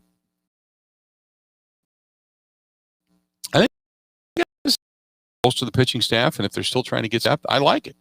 I really do. I'm in applause of the Milwaukee Brewers and David Stern. So if they land him, I mean, that goes to a whole new level of happiness, so to speak, because as we all know, this weekend begins actual Cactus League games, which I'm really excited about. I'm excited, but I also have a level of disappointment. I have a heartfelt level of disappointment, and the reason being is this is when we're usually at spring training. This is when we're usually down there. This is when you're gathering early in the morning because they're on Mountain Time, an hour or two behind us, and so you're up at 6. You're at the ballpark. You're trying to get some interviews in the clubhouse. You're in there getting things set up and enjoying some of the heat, the sun coming up over the mountains. Those pictures, those live shots that we've had the last couple of years from Maryvale last year, as a matter of fact, where I just turned the camera around and you got a chance to watch batting practice. You were watching infield drills. We watched at one point, I remember last year, people hitting me up over on Facebook saying, are they bunting? I said, yeah, they're bunting. We're watching bunting drills for the pitching staff. So I missed that. It is not only a little bit warmer of a getaway at this time of year when you could probably use a little bit of a break from the doldrums of winter, but it is just the sign that baseball is right around the corner, the boys of summer right around the corner, the warmer weather's right around the corner, and the optimism, the optimism for spring training. And with COVID and not being, again, allowed into clubhouses or locker rooms yet, and it's probably going to be another year without that. I hope that doesn't become the norm in a couple of years. I'll tell you that. I want to get back into locker rooms. I want to be able to sit down with a guy and talk to him a little bit, whether it's in the clubhouse or walking to the car or what have you, or, after a game, whether it's at Lambeau Field or wherever. You want to be able to get back to that, but it's kind of a sentimental thing where you're just not there and you just don't feel right not being there. So it's a little disappointing, sentimental that way. However, we are only a few weeks away from March Madness, and that I'm looking forward to. So we'll have the tournament going on. We'll have baseball on. We'll have a lot of things starting to make us feel like maybe there's that modicum of hope. You're going to get fans into some of the NCAA tournament games as all sites are going to be in Indiana. I'm excited about all of that. But on a personal note, yeah, because I appreciate the fact of what I get to do. And where I get to go, when I get to go to Super Bowl, when I get to go to spring training, and we get to go to these different events. But the fact, just like here right now, for those of you that are watching wherever you may be on the live stream, I like taking the cameras with us. And the fact that now we actually have all of the equipment to do all of this and to do it remotely, and to whether it's, watch the show, watch myself, or watch the field, or watch the stadium, or whatever we happen to do, whatever we happen to kind of lay out there for you. I'm excited about bringing all of this to you. So it is, it's a little bit sentimentally disappointing, but I am ecstatic that Brewers baseball is back. So we'll wait and see what actually happens. And yeah, Tom says optimism about the future. You got to go with baby steps. I know, but I think I'm like a lot of you. I'm just ready to be done. It's funny because I walked into Pick and Save last night in the Metro Market out in Pewaukee, and I am really good about putting a mask in my pocket and walking in and putting it on. I just forgot it. I think it was more of a will of wanting not to, but I just forgot it. I walked in and I felt terrible, and so I ended up going back to the car and getting it. But it was the first time that I walked in, and I just kind of walked in, and that, I don't know how to put it, that level of freedom for that little split second of a glimpse as to what it was like, what it used to be, and what maybe it'll be in the near future. It really kind of made me feel good just for a second, a split second. But like I said, I ran back out and got the mask and then finished my shopping. But I can't wait. I can't wait to get back to that level of normalcy. But you're right. Baby steps. Ready to be done with it, but baby steps. Stay tuned. More of the Bill Michaels Show next. Covering Wisconsin sports like a blanket. This is the Bill Michaels Show on the Wisconsin Sports Zone Radio Network.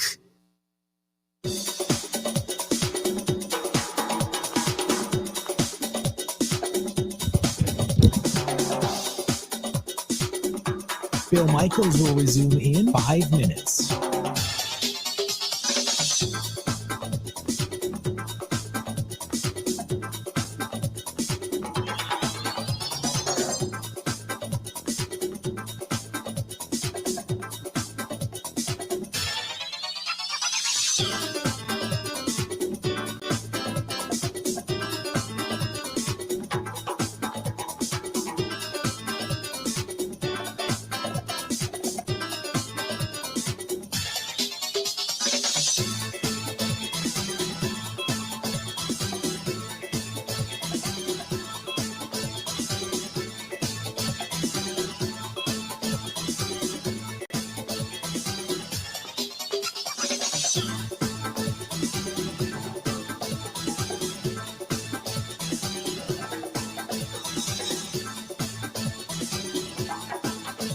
Bill Michaels will resume in 4 minutes.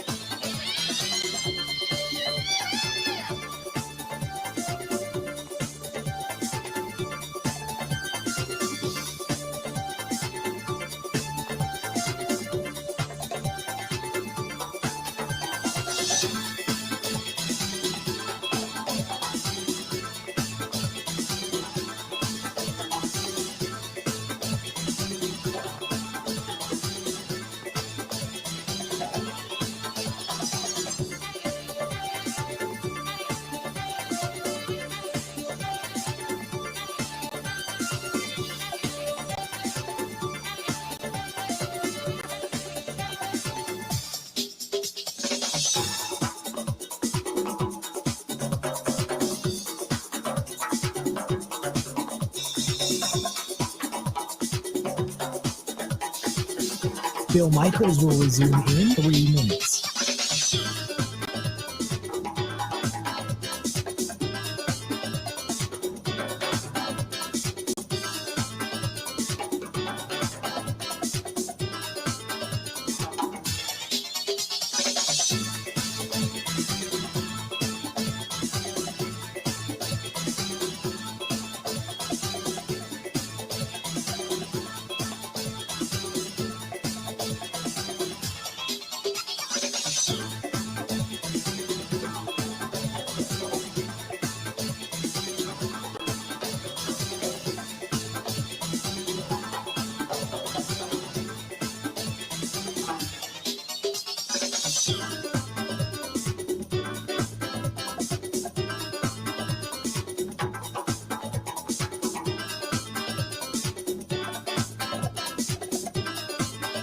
Bill Michaels will resume in 2 minutes.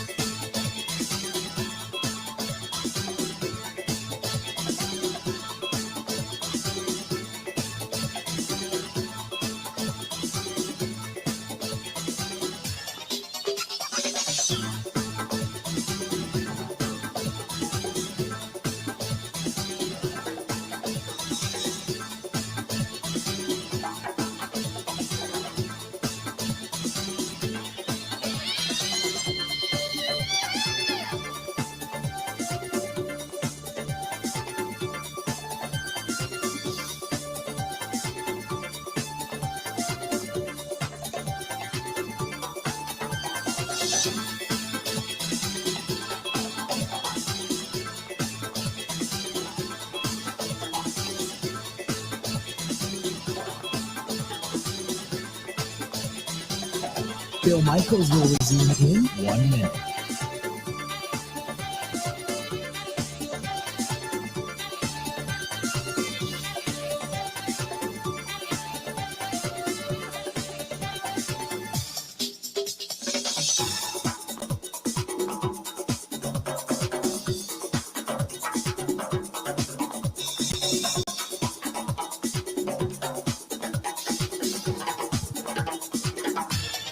Bill Michaels will resume in 30 seconds.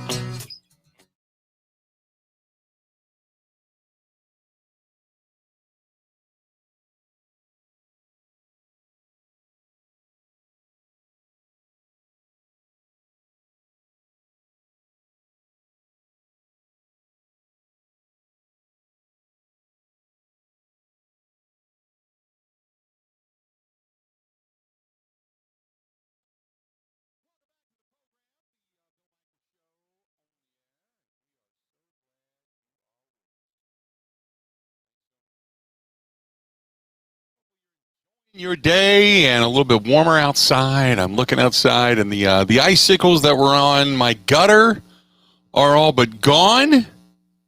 I can see water just running off of the roof, which means I no longer have to worry about all the ice damming. I don't really have the ice damming because I got those wires out there, but the wires across the roof, the heating coils. But there's just so much. There's so much snow up there. It still just looks like the Stay Puft Marshmallow Man blew up all over my house. So we'll get through it.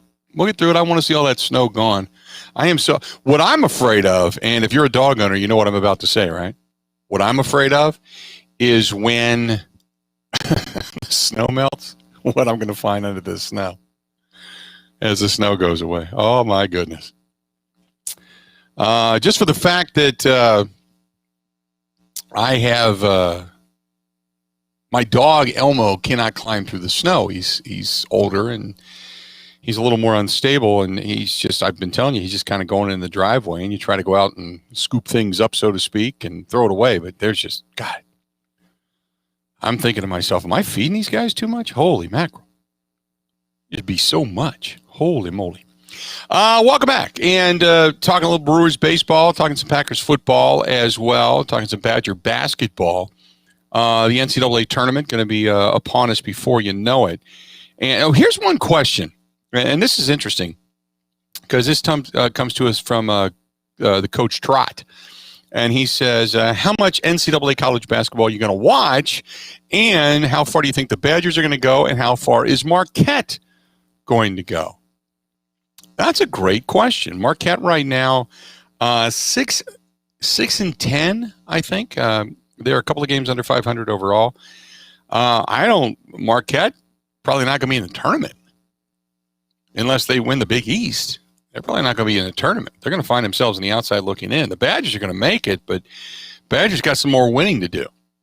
They have to, obviously they've got a couple of games, 4 games remaining on the season, 3 games. They've got Illinois, then Purdue, as we talked to Zach Heilprin a little while ago. Purdue's on the outside, just on the outside of the top 25. Iowa has moved up to number 9 in the country.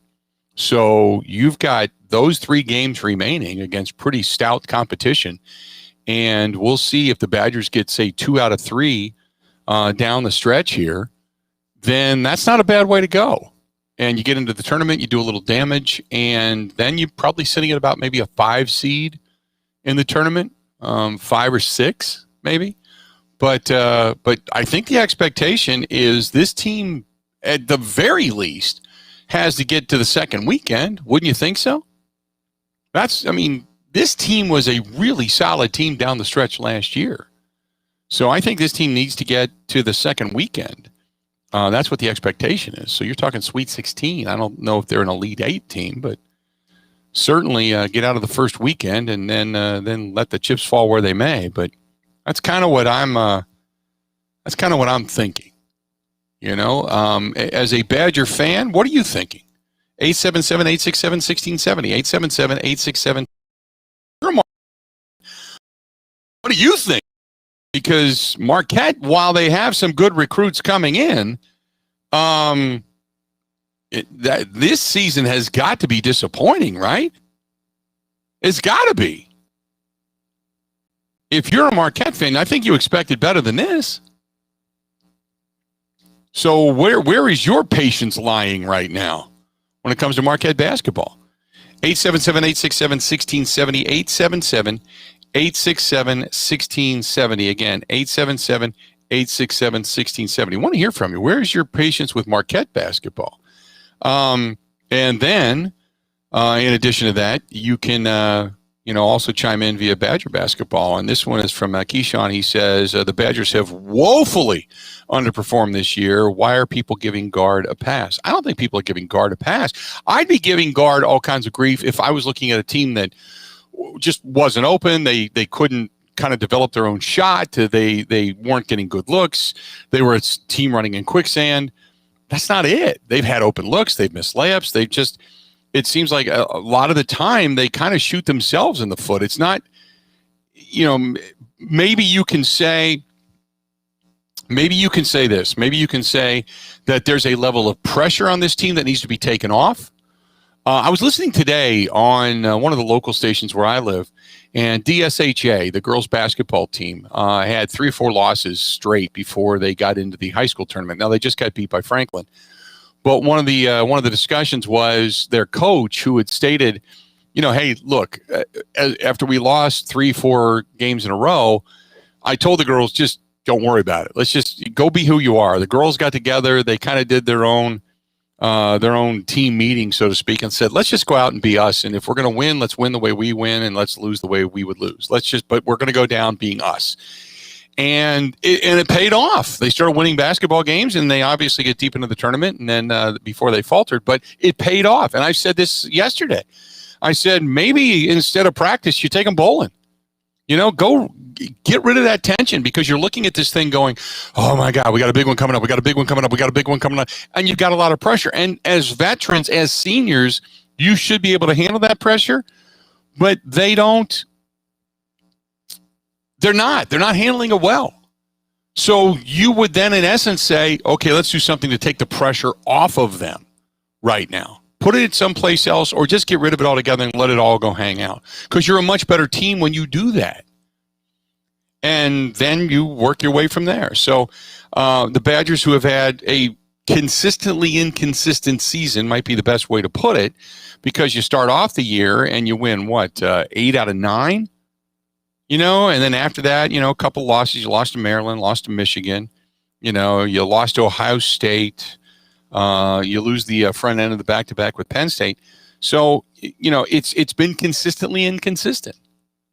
So now you're coming down to crunch time. You're fighting for seeding. You're fighting for the Big Ten tournament. You're fighting position in the Big Ten. You're doing all of this. Maybe you just take a little bit of the pressure off, Maybe take a little bit of the pressure off. Audubon says over on the live stream, Wojo always has great recruiting classes. The problem is that he can't coach, and lots of guys then begin to transfer out. Tom says Badgers just don't seem to have that consistent floor general at critical times. And that I will agree with, because there's not a lot of confidence. You don't have that one confident guy, that one clutch guy you can look to and say, that's the guy. I can't believe Pritzl made that big of a difference. His loss. Other than that, everybody's pretty much back. But you look at this team and you just say, at times, it's like you're not getting bad looks. You're just not draining shots. And it is what it is. It is what it is. Hit us up again, 877-867-1670, 877-867-1670. You can find us there. Find us there. You can find us over on Twitter. Find us on email as well. The Bill Michaels. TheBillMichaels@gmail.com. That's TheBillMichaels@gmail.com. Your thoughts on the season thus far and what your expectations are for the Badgers as they effort towards the Big Ten tournament, and then, obviously, the NCAA tournament. Give us your thoughts there. More of the Bill Michaels Show coming up next. Ready? This is the Bill Michaels Show on the Wisconsin Sports Zone Radio Network.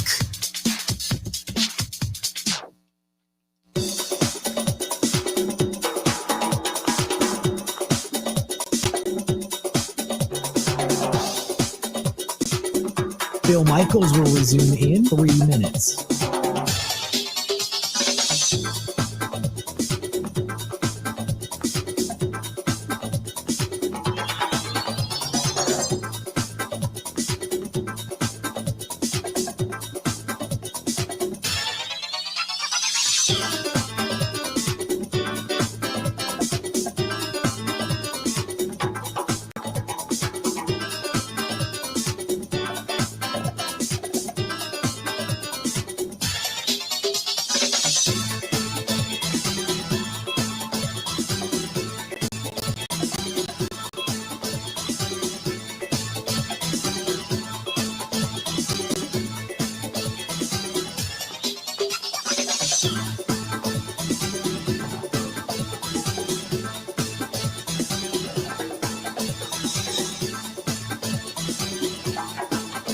Bill Michaels will resume in 2 minutes.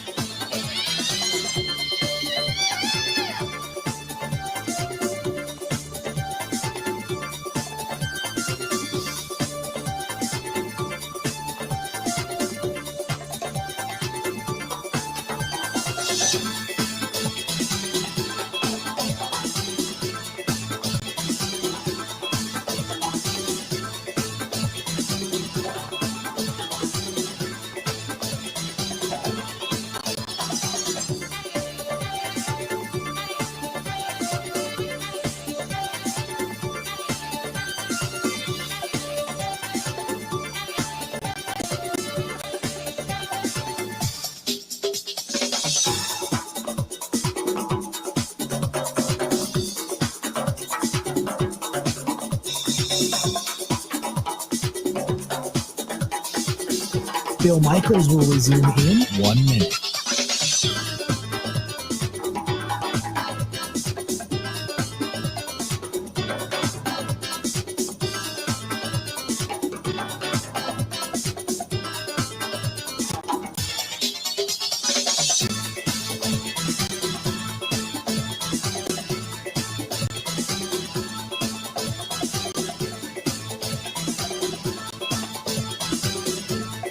Bill Michaels will resume in 30 seconds.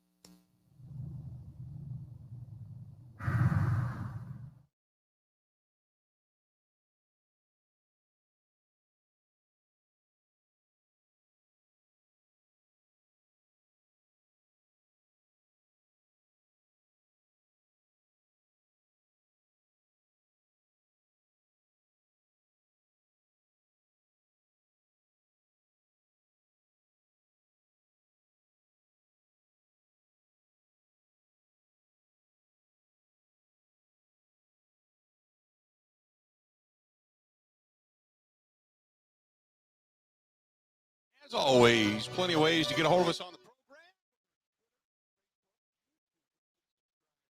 You can find us over on Twitch as well. Thanks for subscribing on Twitch also. Sam says, hey, Bill, happy to see you back doing what you love. Is there any way to listen to the show in podcast form? Work makes it tough to listen to live. Thanks. Sam, we are currently working on an app and website and hoping to launch that stuff here very soon. Ebo, is there a way back at the mothership there in Madison that people can pull the program up off of the local website, madcitysportszone.com? Well, Bill, I mean, like you said, we are working on it, but check this out, Bill. If they do subscribe to your Twitch channel, those live on Twitch for, God, I think till you delete them. So you can go back and listen to the whole show in its entirety. So there you go. On Facebook as well. On the Facebook fan page also, I believe, is the same way. So you can listen to it, you can watch it, all that kind of good stuff. But Twitch and Facebook, and you can find us there. And then, in essence, eventually, once we get the website and all that stuff done, because we kind of threw this thing together willy-nilly. So you got to make sure you do everything right and do one thing at a time and do it well, and then move on. But nevertheless, good to go. So what are your thoughts when it comes to the Badgers? And this is from David, who tweets me at Bill_Michael, says, was hoping before the season at least a second weekend run in the tournament. Now I'm just happy with one win. I doubt it happens because they just can't score. Calvin says, I have very low expectations. Let's just leave it at that. In the meantime, you got Dan, who says, prior to the season, I was thinking Elite Eight. Realistic expectation now, probably a second round exit. This is from Ben. Ben said at the beginning of the season, I was thinking this team could be a Final Four team. Boy, was I wrong. I don't know whether it's guard, the players, the atmosphere, or the new recruits, but somebody's not balling out. This team is going to get bounced in the first round. They just don't have what it takes to be a champion. This is Packed to the Fantasy. Says, I'm expecting them to win the first round of the tournament. After that, they're out. I'm talking the Big Ten and not the NCAA. NCAA, they're going to get bounced right away. This team simply can't shoot. Shannon says, I'm sticking with my Badgers, but I don't have a lot of hope. It is on to football season next year with fans being allowed back in the stands. So the expectations have, I guess at this point, because they are relatively low, you could say if they do get a few wins in the tournament that people are going to be ecstatic, because that's not what people are expecting right now. So maybe they, with low expectations, they come back and surprise a few people. You can dare to dream, right? You can dare to dream. Damian says, let's be honest, this team is maybe a 3-point winner over a bad team, can't shoot with a good team, can't go up and down the floor and don't crash the boards hard enough to be able to create their own shot on fast break opportunities. Guard has allowed them to get lethargic at best. There you go. That is from Damien. Pauline says, as a Marquette fan, I have zero hope. Wojo's terrible, and for whatever reason, they keep giving him more money. He must have naked pictures of the president. Those dreaded naked pictures. They're going to keep you in a job a long period of time, I guess. McRon G says, when are we going to talk about UWM's basketball program? Oh, excuse me, there isn't one. This is a team that Bruce Pearl had at the height of heights. It was taken even further with Jeter, and now they completely stink. No, that's not the case, right? Bruce Pearl did an amazing thing with them. The cupboard was stocked by Bo Ryan. The program turned over to Bruce Pearl. And then after that, they went through that period of time, and then Jeter did get them at least on track, but he never achieved the same success that Bruce Pearl did going to a Sweet 16 when they went on that run. So I'll never forget that. They got that tournament win at the U.S. Cellular Arena, and when they won the Horizon League tournament, I'm sitting in the media seats. And do you remember their women's basketball head coach, Sandy Botham? Really fun lady. I always enjoyed, either seeing Sandy out or just getting a chance to chat with her, but fun person. And she came bounding. And remember, they were playing at what was also a hockey arena. So the seat behind me were actually behind the boards of the hockey boards. So time winds down, the buzzer goes off, and everybody's going to storm the floor. And Pearl's out in the middle of this thing, and the place is going crazy. And it was just the height of UWM basketball.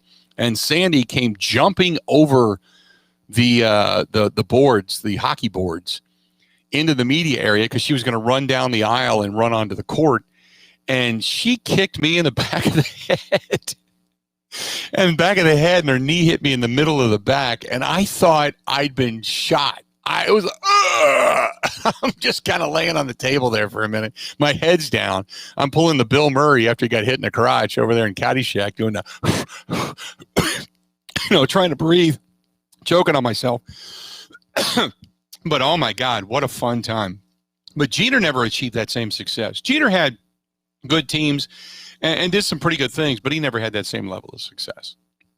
Not since we haven't seen that kind of enthusiasm about UWM basketball since Bruce Pearl left for Tennessee. And we know the history after that. So there you go.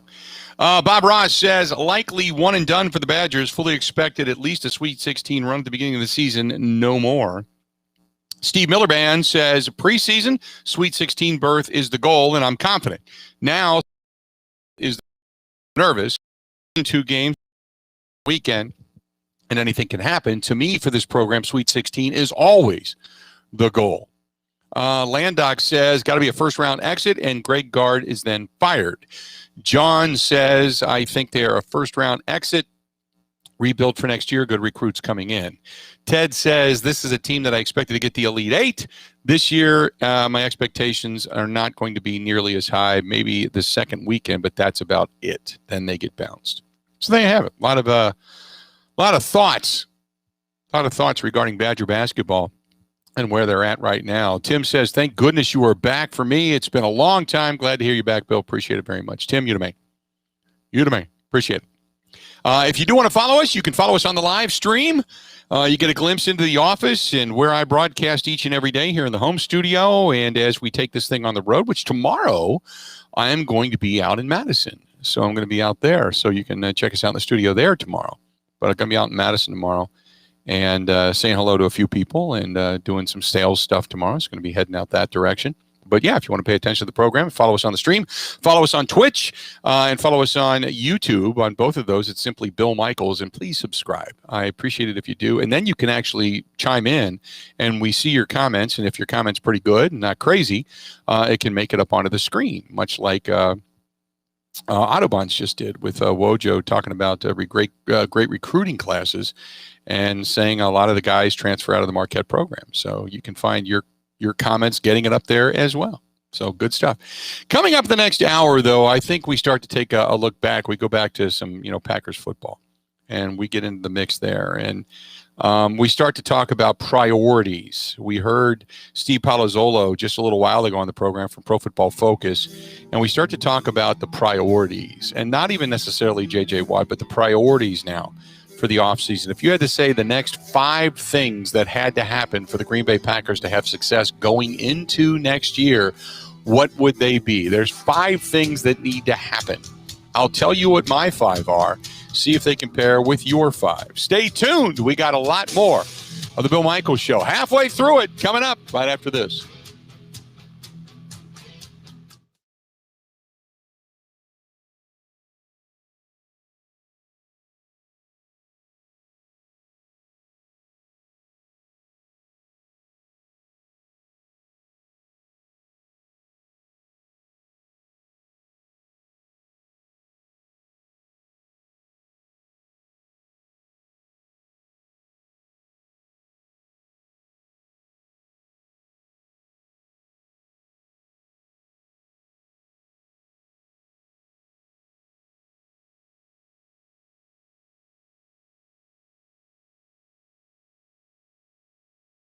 Arizona today. However, Keston here has already been working at first base the last few days as he makes the move from second base. He'll get thrown right in the fire when Cactus League play opens on Sunday against the White Sox. Magic Craig Counsell detailed the biggest differences here is going to have to deal with at his new spot. You're receiving the ball so much more at first base. So that's what's really different about the position. You know, the ground balls aren't different. Ground balls are ground balls. You are closer, and the game will kind of dictate that. But your receiving throws is a huge part of your job. That's kind of the little bit of, to me, the foundational stuff. And then it's just new. Every play is just a little bit different. The team made it official yesterday, announcing the signing of Brett Anderson to a 1-year deal. Anderson went 4-4 with a 4.21 ERA last year for Milwaukee. Infielder Travis Shaw also in camp after signing a minor league deal. Turning to the NFL, today is the first 8 teams can designate a franchise player. The Packers have not franchised a player in the last 10 seasons and are likely to do so this year, though one candidate would be running back Aaron Jones, who is set to become a free agent next month. He has an overbite that makes him look like a cartoon character, a slightly crooked eye, and an uncommonly wrinkly neck. In the right light, he can look a little like a garden gnome, and he'll wear a bow tie just because. Sure, you might call him a little quirky, but that's exactly what makes him so perfect. Tuna is a 3-year-old Chihuahua Dachshund mix with more than 700,000 followers on Instagram, and it all started because he was adopted. You can't buy a best friend like Tuna, but you can adopt one. Help us save them all at bestfriends.org. Well, the Bucs are back in action tonight as they continue their 8-game homestand. They'll face off against Minnesota at Fiserv Forum. Tip is at 7. And Wisconsin getting another day off as they look to rest up before a brutal 3-game stretch to end the season, including a visit from number 5 Illinois on Saturday. With this Wisconsin Sports Zone Network update, I'm Zach Heilprin.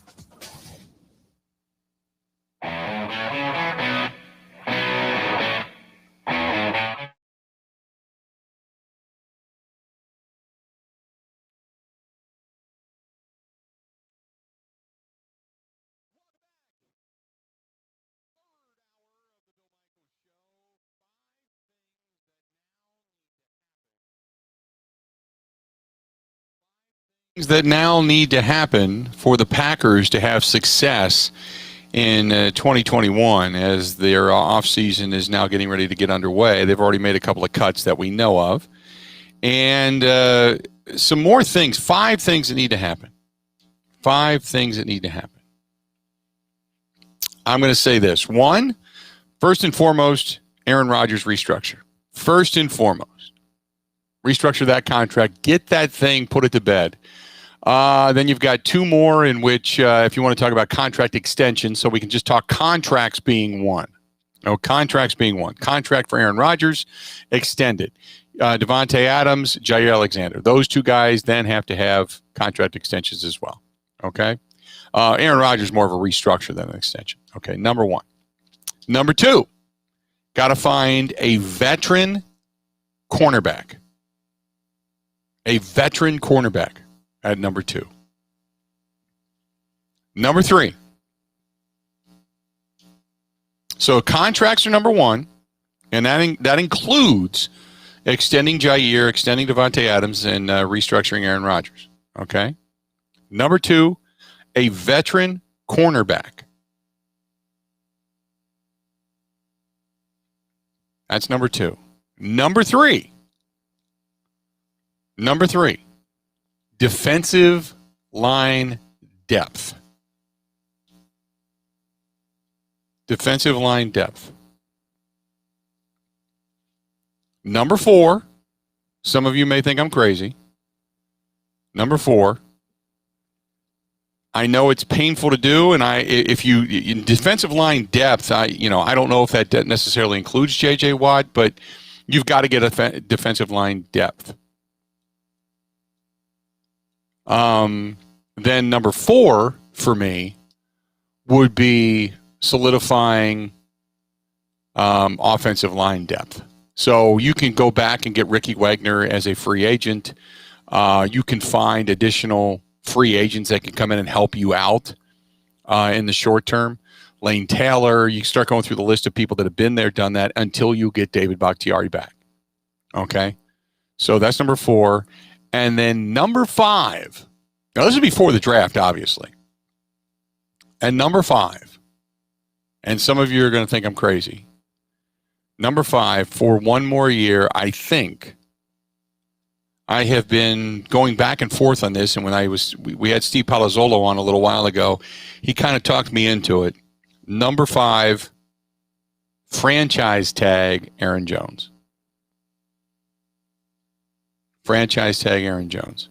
As much as I want to see JJ come here, and I do, I still think you put him in the right situation with the right motivation, a rejuvenation, if you will, coming to Green Bay. I think it would be good, but I don't know what it's going to cost. And the more that I begin to hear and read about J.J. Watt and the Steelers and the Browns and the Bills and the Titans, and you start to go through that list and you do not read about the Green Bay Packers, I think the Packers looked at this and said, you know what? If you want money and rings, you're not going to get it here. We are too far over the cap. We can't do it. The Steelers, I don't think they're going to be able to get it done. So I think it's going to be one of those other teams. It's going to be the Bills or the Titans, maybe the Colts. We'll see. But I just don't. And if they don't go after him, then I would say go ahead and franchise tag. If they franchise tag Aaron Jones, you keep that running back room intact. And in essence, you have your other wide receiver. Then you can just go to the draft and get who you need. But that's going to be my top 5.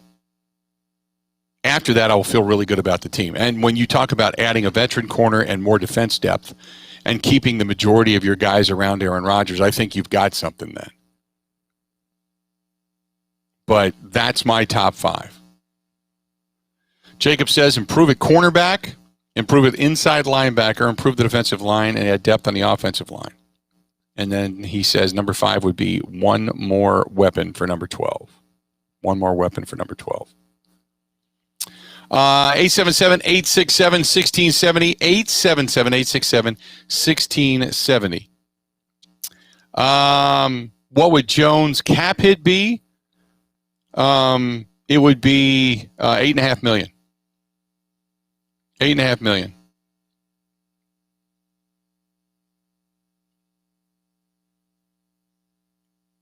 $8.5 million is where it would be.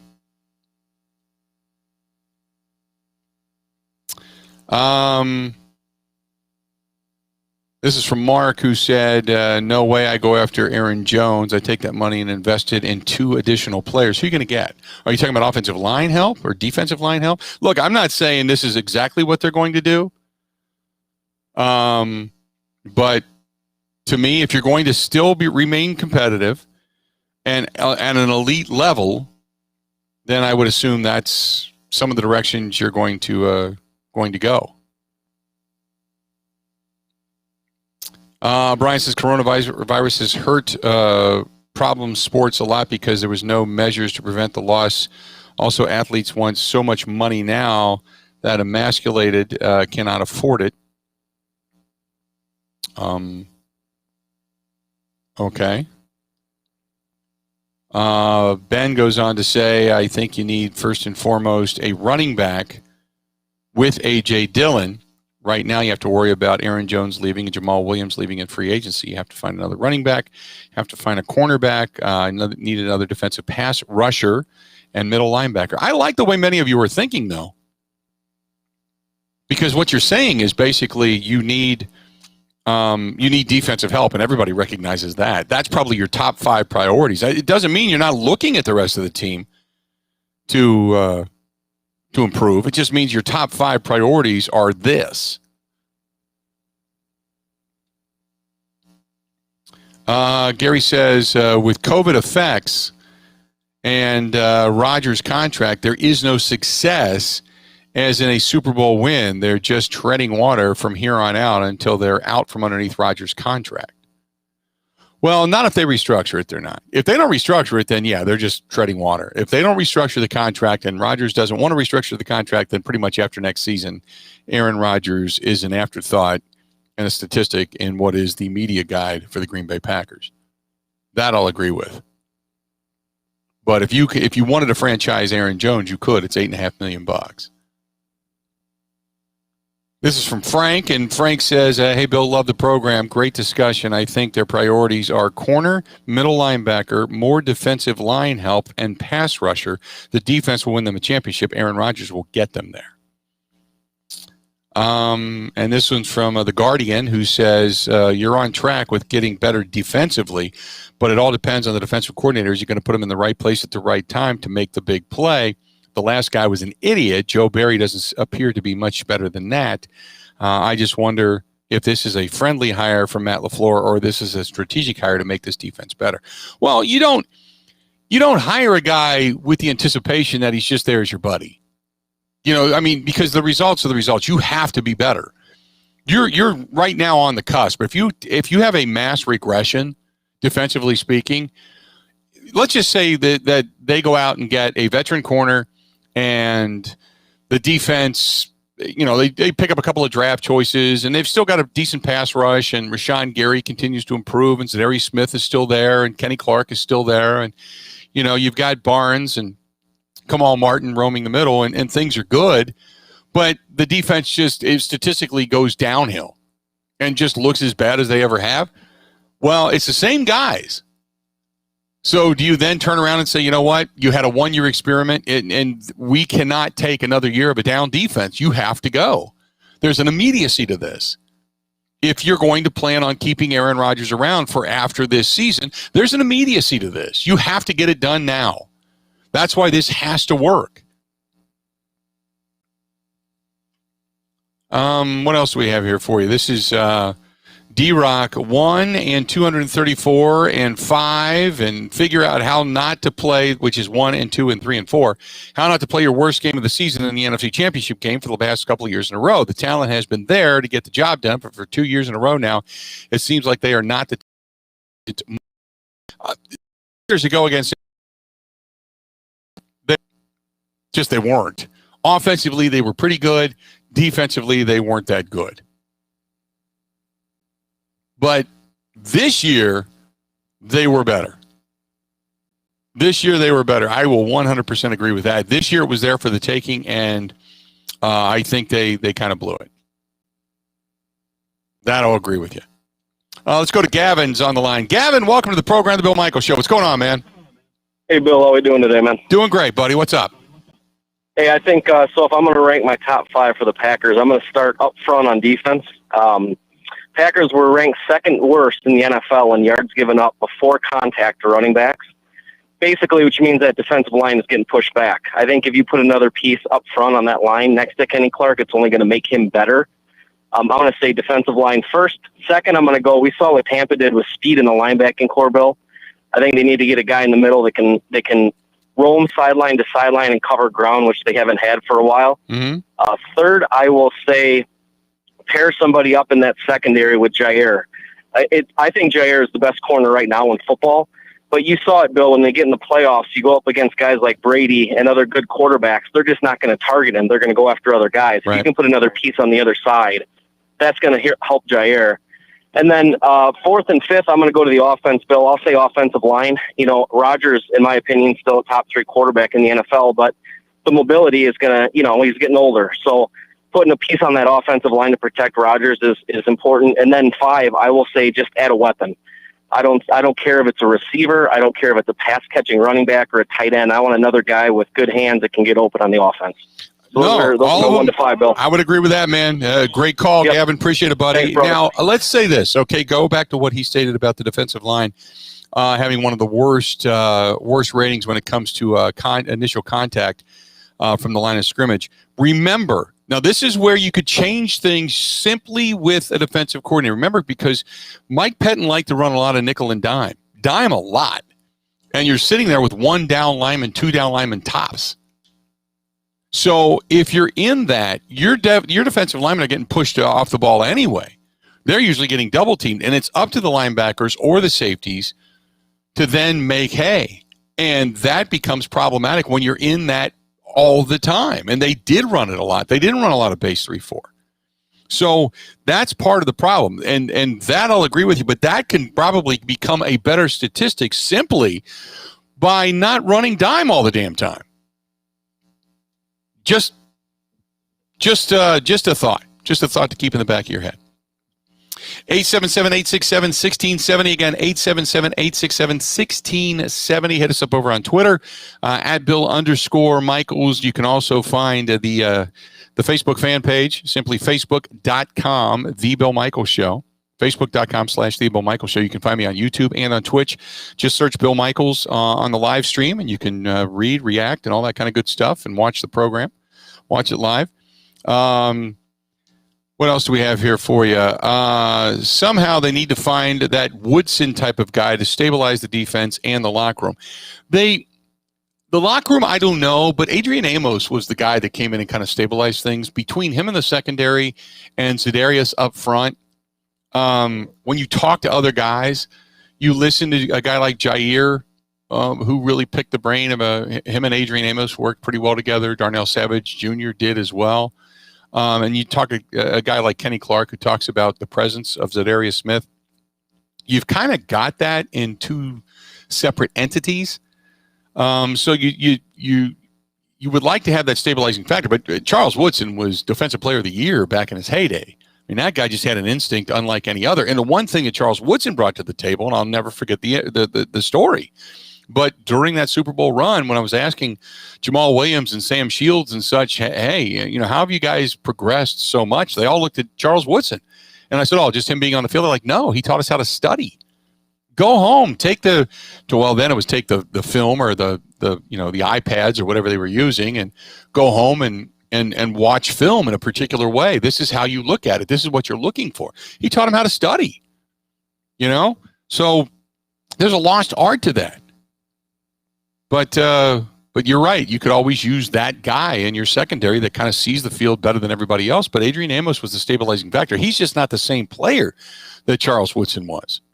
He's not a guy that's going to go out and anticipate a particular pass and be able to pick it off or be able to alert you to the fact that you're about to have one come your direction and pick it up. And this team in the secondary, let's be honest, this team in the secondary, they don't have great hands. They've got some good defenders, but they don't have great hands. How many times did we see a ball hit somebody right in the breadbasket this year and they just dropped it? They just don't have great hands. That's the other thing. When turnovers are given to you, and my God, we know a lot of quarterbacks, specifically in this division, that are going to throw you one or two at least, and you don't take advantage of it, well, that's on you, man. That's on you, because you can teach guys be in the right place at the right time, but if the guy doesn't make the play, then it's on them. Let's do this. We'll step away, take a quick break, come back. What are the top 5 things the Packers need to do right here, right now to get themselves ready for 2021? More of the Bill Michaels Show next. This is the Bill Michaels Show on the Wisconsin Sports Zone Radio Network.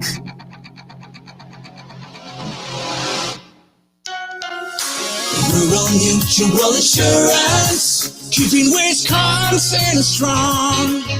Rural Mutual Insurance recently issued a special dividend to support their auto, home, farm, and business customers to help keep Wisconsin strong. This dividend will pay out over $5 million back to their policyholders. Visit ruralmutual.com to learn more. Rural Mutual Insurance, keeping Wisconsin strong.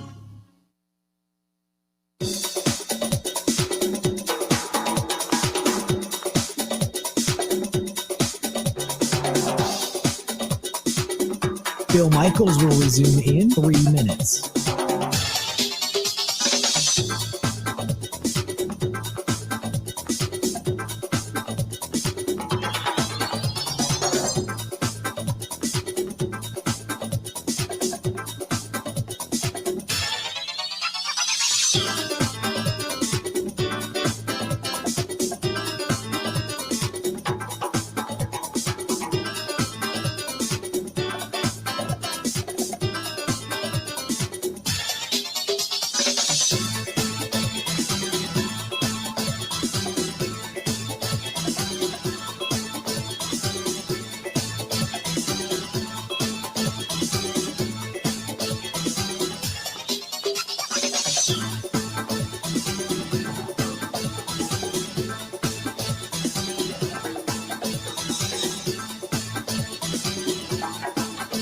Bill Michaels will resume in 2 minutes.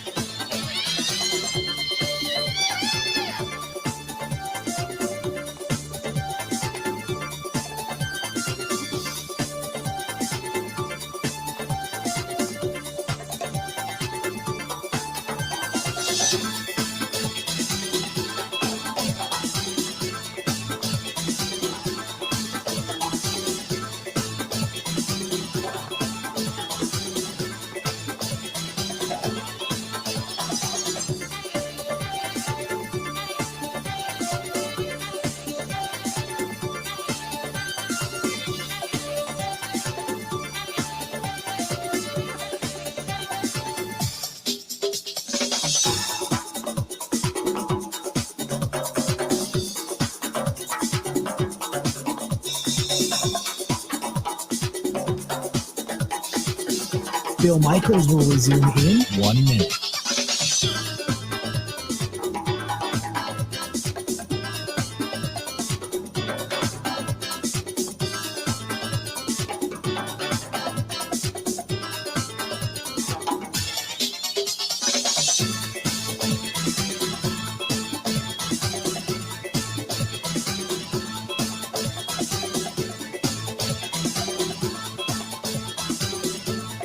Bill Michaels will resume in 30 seconds.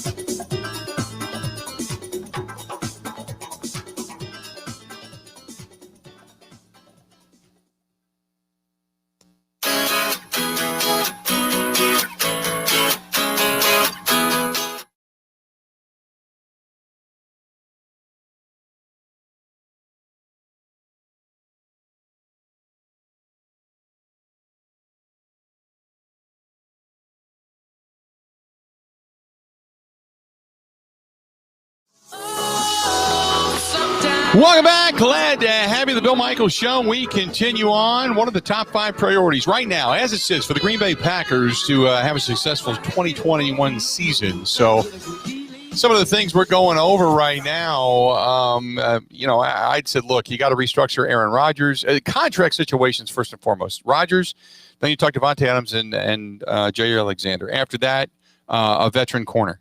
Got to find a veteran corner. Defensive line help. Offensive line depth, and then I would franchise tag Aaron Jones. That to me solidifies what it is you have going on, because after that, everything else is going to trickle down. But those are the bigger things that you need to take care of in order for this team to be successful, because after that, you'll know how much money you have. You can go after Tanya, you can go after Mercedes Lewis. You already have your running back stabilized, because it'll be Aaron Jones and then A.J. Dillon. Most likely Jamal Williams will be the odd man out unless his price tag is so low you can bring him back, because he's earned some money this year. He's done a really, really solid job. He wants to remain. As a matter of fact, he just tweeted it out yesterday, I think. He wants to remain a Green Bay Packer. That's where he wants to stay. So we'll see if that actually comes to fruition or not. But he wants to remain a Green Bay Packer. So all those other things will trickle down, but that's where I would start. Meanwhile, Fred hits us up over on the stream. He says, number 1 is going to be D-line. Number 2, the middle linebackers. Number 3, corner. 4, offensive line for depth. And 5, re-sign Williams. I don't think Jones will be a happy franchise taggee, or more appropriately, his agent won't be. It's my understanding he turned down more than $8.75 million a year, then hired Rosenhaus. Goes on from there.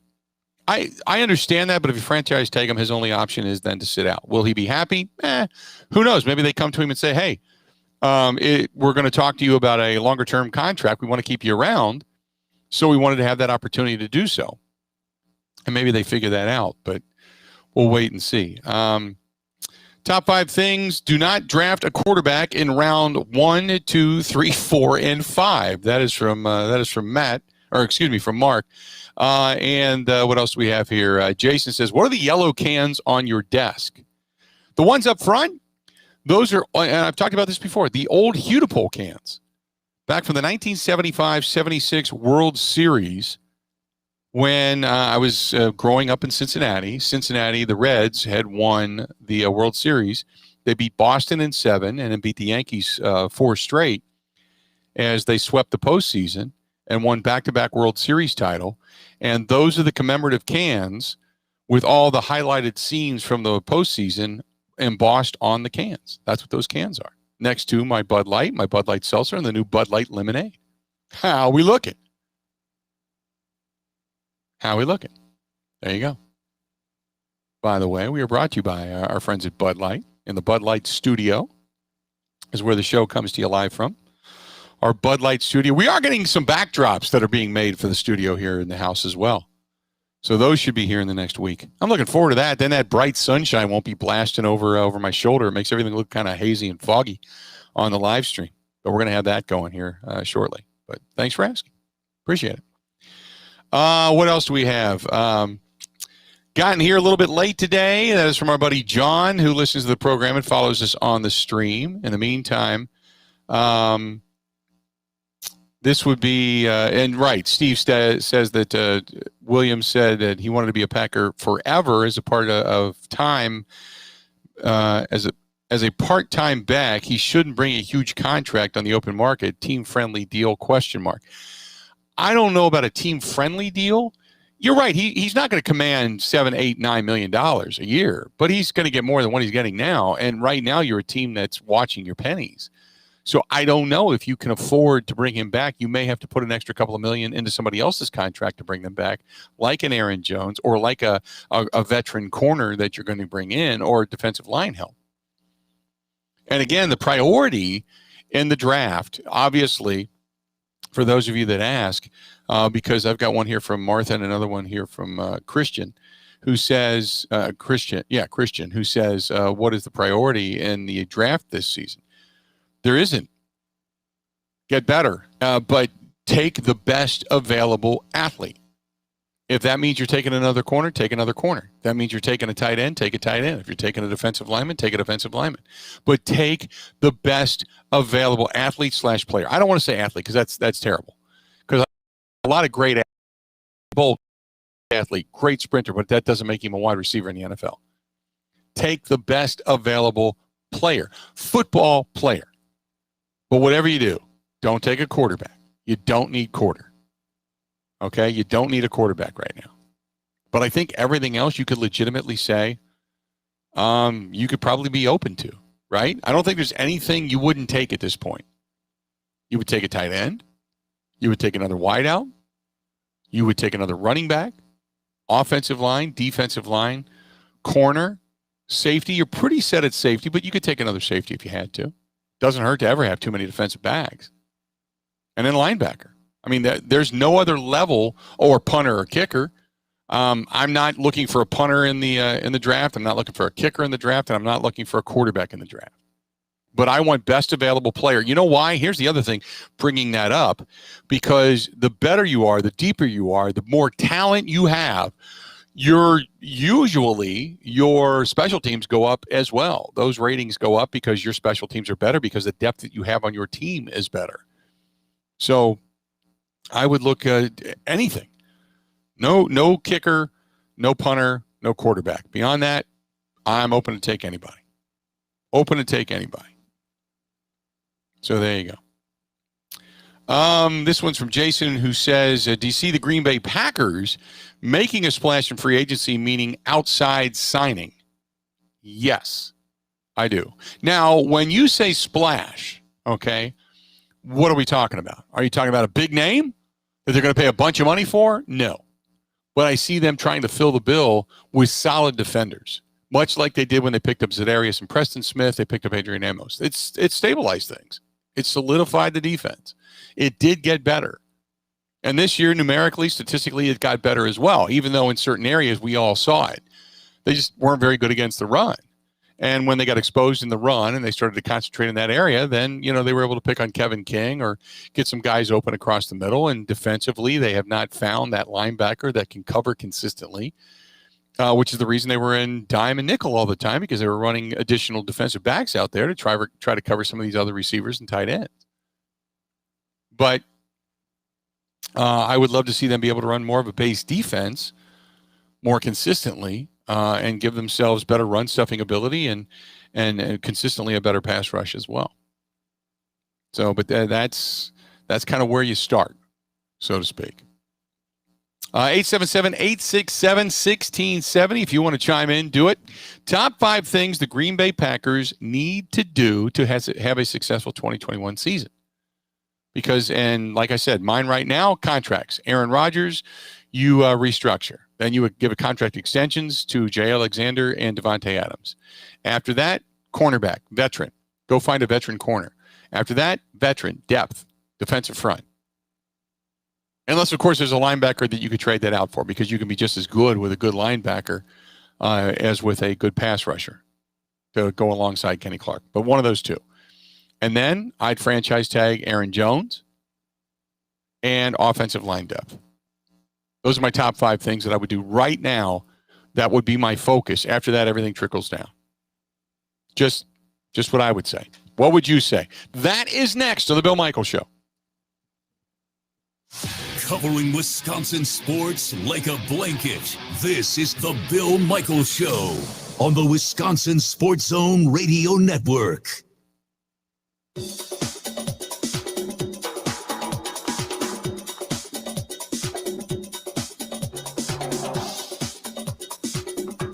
Bill Michaels will resume in 5 minutes.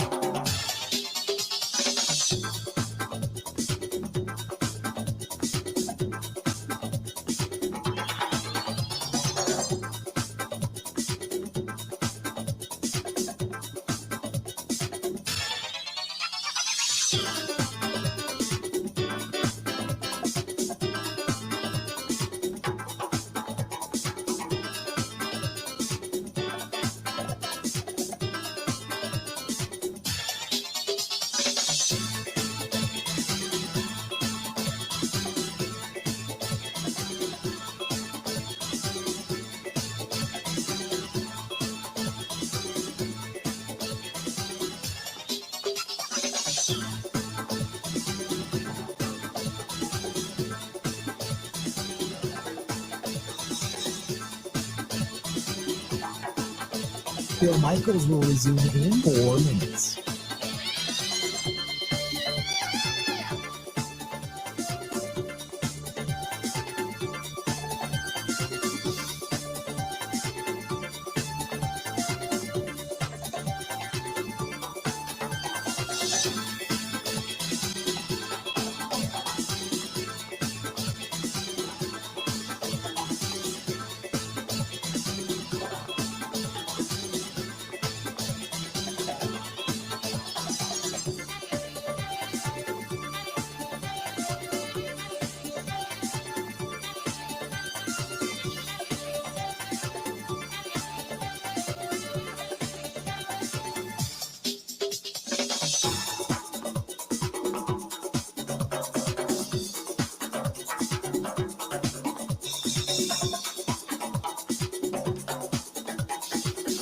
Bill Michaels will resume in 3 minutes.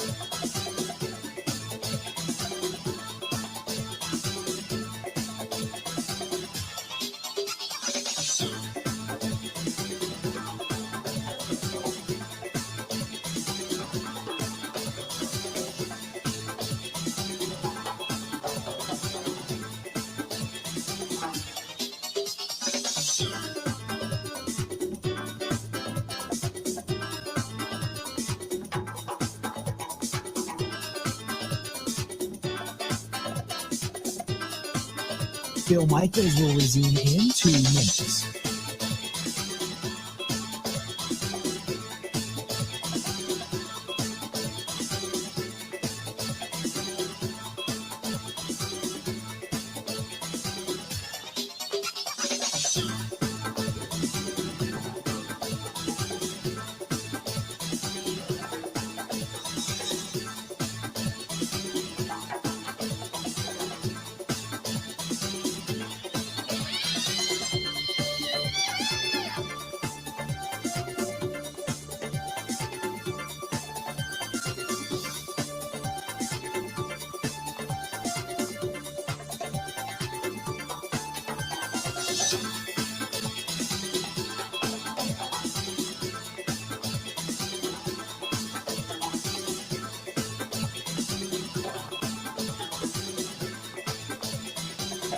Bill Michaels will resume in 1 minute.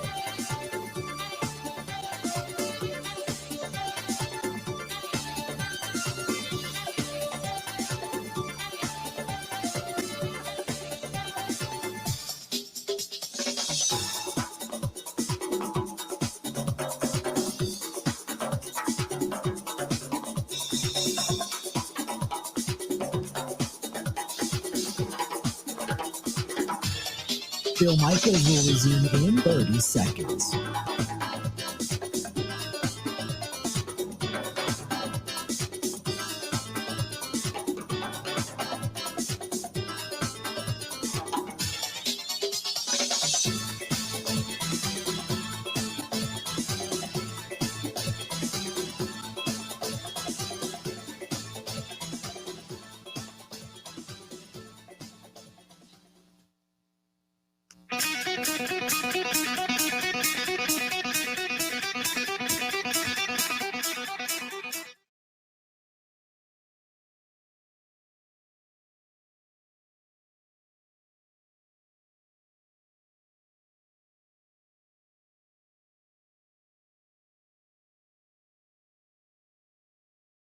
As we continue to discuss, a lot of you chiming in with a lot of different opinions on this, and appreciate it as well for many of you.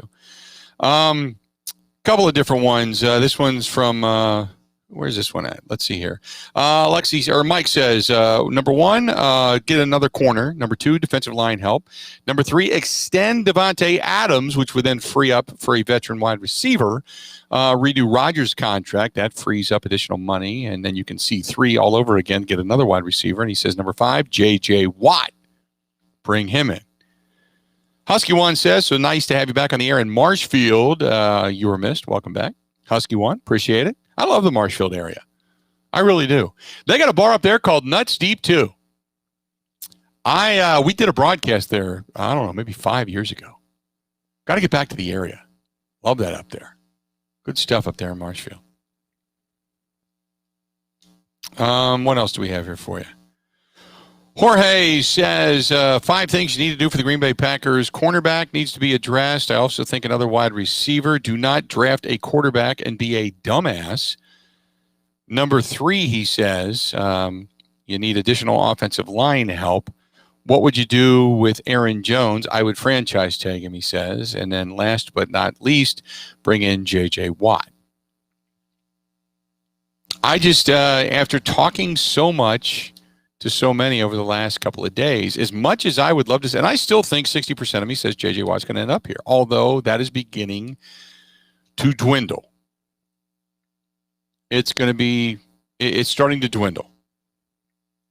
And the reason I say that is because I wake up today and I start to watch all the information regarding free agents and such, and the J.J. Watt free agency, they continually mention Buffalo, Pittsburgh, the Titans, but the Steelers, they say 12 teams had initially had interest and called J.J. Watt, but that there's only some front runners right now. Now it could be a smokescreen. Remember, we were hearing a lot about Cleveland too. But yeah, I'm not hearing a lot about the Green Bay Packers, and I'm starting to think more like what we listened to yesterday was not a popular opinion from Tom Silverstein of the Journal-Sentinel, but he might have hit it right on the head that, maybe the Packers, that's not the direction they need to go right now. They need to do other things to get better. What's going to pain us all, what's going to happen, right? What's going to happen. This is what's going to happen. If you are the consummate Wisconsin sports fan, this is what's going to happen. This is what we expect. We expect the Packers to pass on J.J. Watt. The Packers will pick up somebody. He will turn out to be okay, but not really that great. May end up with an injury. Watt, on the other hand, is going to have a resurgence in greener pastures. He's going to end up with the 10-sack season. He's going to end up being one of the more double-teamed defensive linemen. He's going to free up the other defenders around him to make plays, and that defense is automatically going to become better. And while they may not win a championship, it will certainly be a better season for a new pastures, newly inspired J.J. Watt, who is getting money with a new team and a new situation and is going to be fired up to play. and is going to be on the Scorched Earth Tour to defend against everybody that did not take him. And he'll probably be one of the teams that's on the Green Bay Packers schedule coming up next year. That's what's probably going to happen, right? If you're a Wisconsinite, you're almost trained to think that way. That's just what's going to happen. You know, we're going to be good. We won't be great. Going to kind of suck in the end. And, you know, that's where it always goes. Fred says Pittsburgh's cap situation is worse than the Packers. I know, but they just keep talking about the likelihood of him playing with his brothers. Fred, I agree with you. I don't think Pittsburgh's the landing spot. I don't. I'm not predicting that.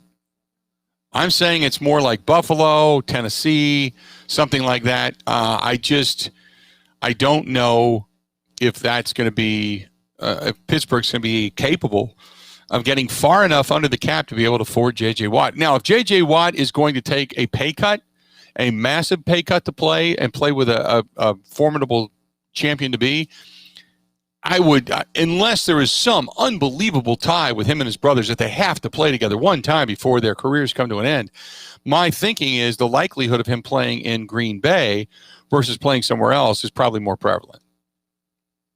But I would agree with you. The cap situation in Pittsburgh is just not good. Brett says Nuts Deep 1 is in Spencer, 10 minutes from Marshfield. I do remember that. I just didn't remember where it was because we only went to Nuts Deep 2, which is downtown Marshfield.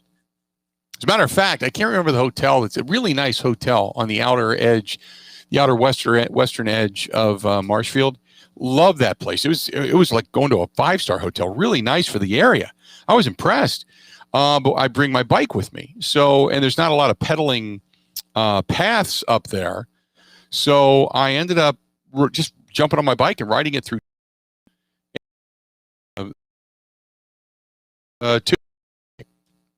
all the way down the street, 3, 4, 5 blocks, something like that, away from Quick Trip, which is where I go. And everybody knows that. I go to Quick Trip quite a lot. John says, Bill, can you email me my employer a note stating that I need to listen and participate within your show today? Therefore, I need the day off. Thank you very much.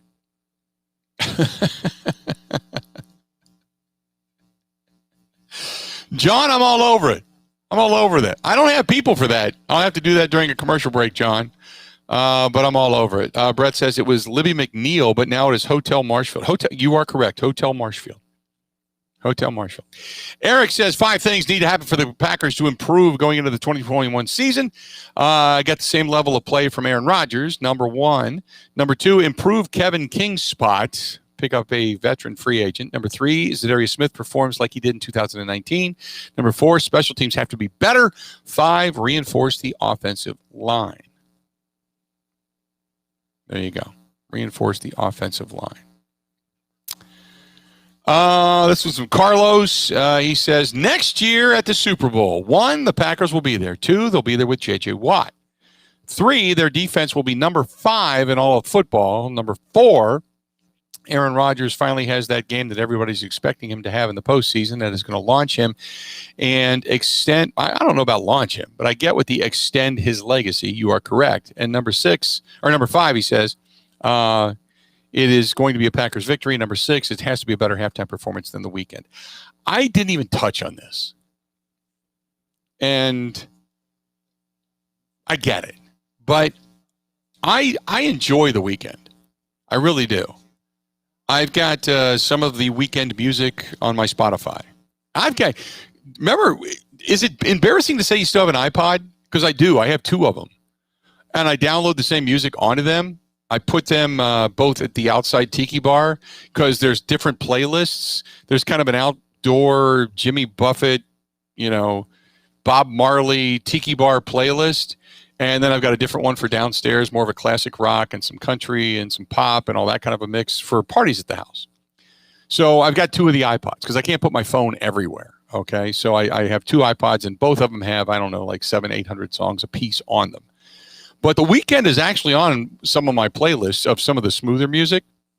I enjoy, but the halftime show sucked.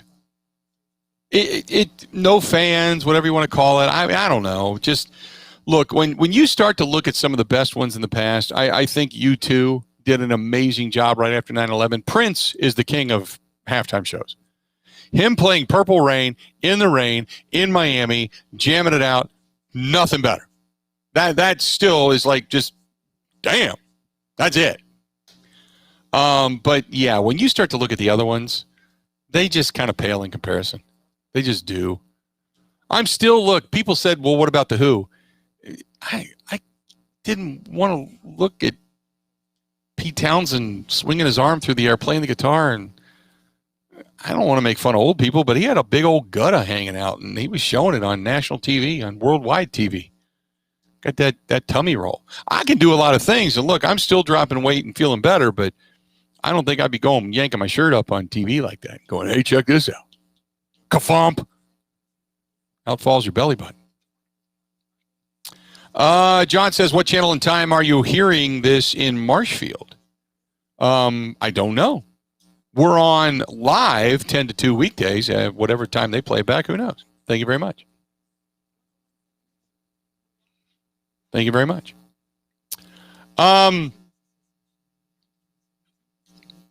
Carol says, my top 5 things, extend Aaron Rodgers, restructure that deal. Number 2, extend Devontae Adams. Number 3, extend Jair Alexander. Number 4, get another pass rusher. Number 5, get another big-time middle linebacker. You bolster the defense, and the offense only needs to play well, not great. Good stuff, Carol. Appreciate it. Let's do this. We'll step away, take a quick break, come back. More of the Bill Michaels Show next. Covering Wisconsin sports like a blanket. This is the Bill Michaels Show on the Wisconsin Sports Zone Radio Network.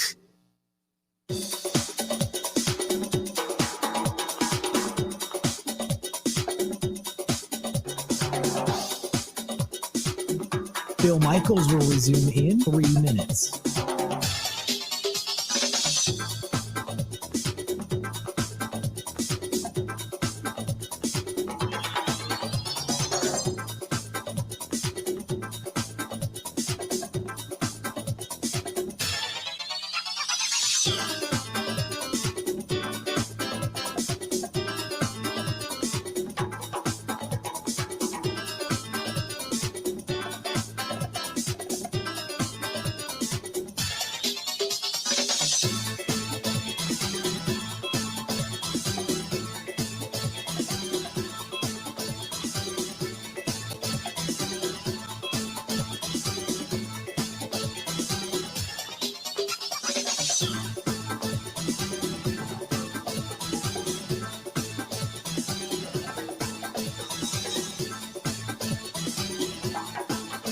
Bill Michaels will resume in 2 minutes.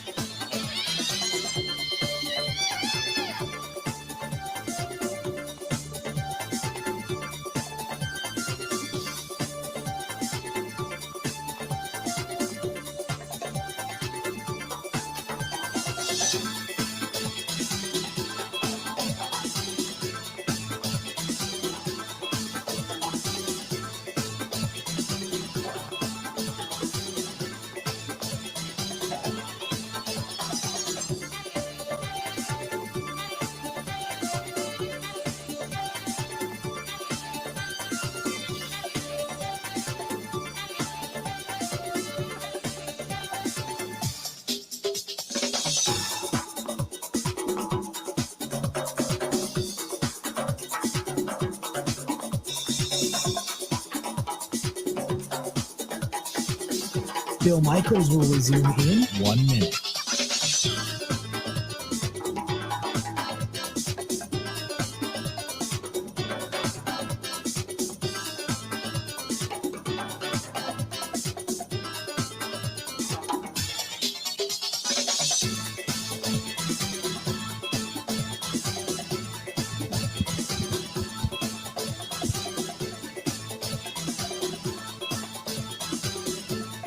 Bill Michaels will resume in 30 seconds.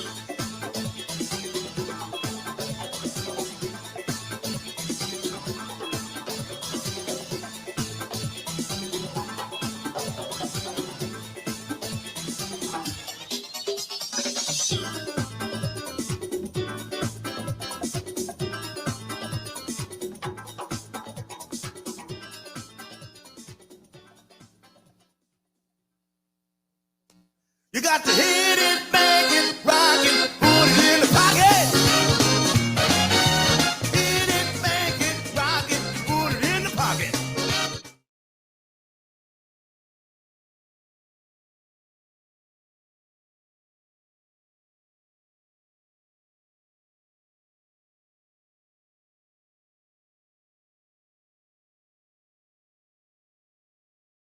On this beautimous Tuesday, blue sky, bright blue skies.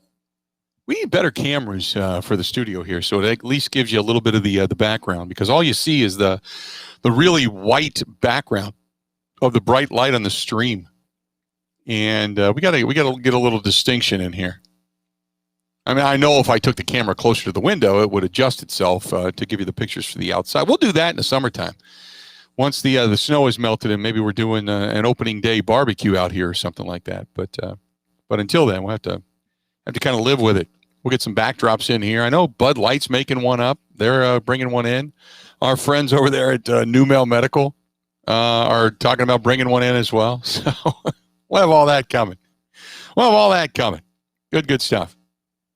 Carl says, good show. Jamie says, love to have you back on up here in Marshfield.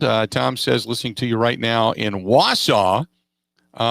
He says, do you have friends at Point Brewing? I do. I don't know if you're asking me specifically because you know somebody, but I do. As a matter of fact, a friend of mine is Joe Martino. And Joe down in Stevens Point has Point Brewing, which is a local brewery here in the state of Wisconsin, for those that did not know. They make, and I've talked about this before, they make a great beer called Cider Boys. If I'm gonna step away from Bud Light, I'm face first into either some MKE Brew, which is the pale ale or the MVPs. But when I want cider, that's my reach, man. That's my reach. That's where I go, without a doubt. And as a matter of fact, if you go downtown Milwaukee, go to Calderon Club or San Giorgio's Napolitana Pizzeria, which is out of this world fantastic. Whenever you come to Milwaukee, you ask for the Bill Michaels down there. They'll give you the pizza and the beer if you want it. And you pair that up, and it's spectacular. Spectacular. There you go. Just a little tip from me to you. That's all. But yes, I do. What else do we have here for you? This one is from Jackie. Jackie says, my top 5 things for the Green Bay Packers. A better replacement for Kevin King. He stunk. Number 2 would be Aaron Rodgers needs to restructure his deal and give some money to everybody else and stop being so damn greedy. Number 3, if Za'Darius Smith doesn't get off his ass and get a few more sacks, this defense isn't going to be blank. I can't say that. Number 4, tell Goody to pull his head out of his rectum and pick up J.J. Watt. We need him, and they would sell enough jerseys to pay for him. This is a no-brainer. Why are they not doing it? And at number 5, you must bring back Aaron Jones. He's the bomb. Franchise tag him if you have to. Jackie, bringing it strong today. A lot of tood, just dripping with tood in that email. There you go. By the way, John says, I need people. Carl says, I love Point. I told you, man. I told you. Fred says, best halftime shows, Prince, Bruce Springsteen. I forgot about Springsteen. How about Springsteen getting a DUI recently or DWI? U2, then 2013 Beyonce. Yeah, not the Beyonce of recent past, the 2013 Beyonce. Okay.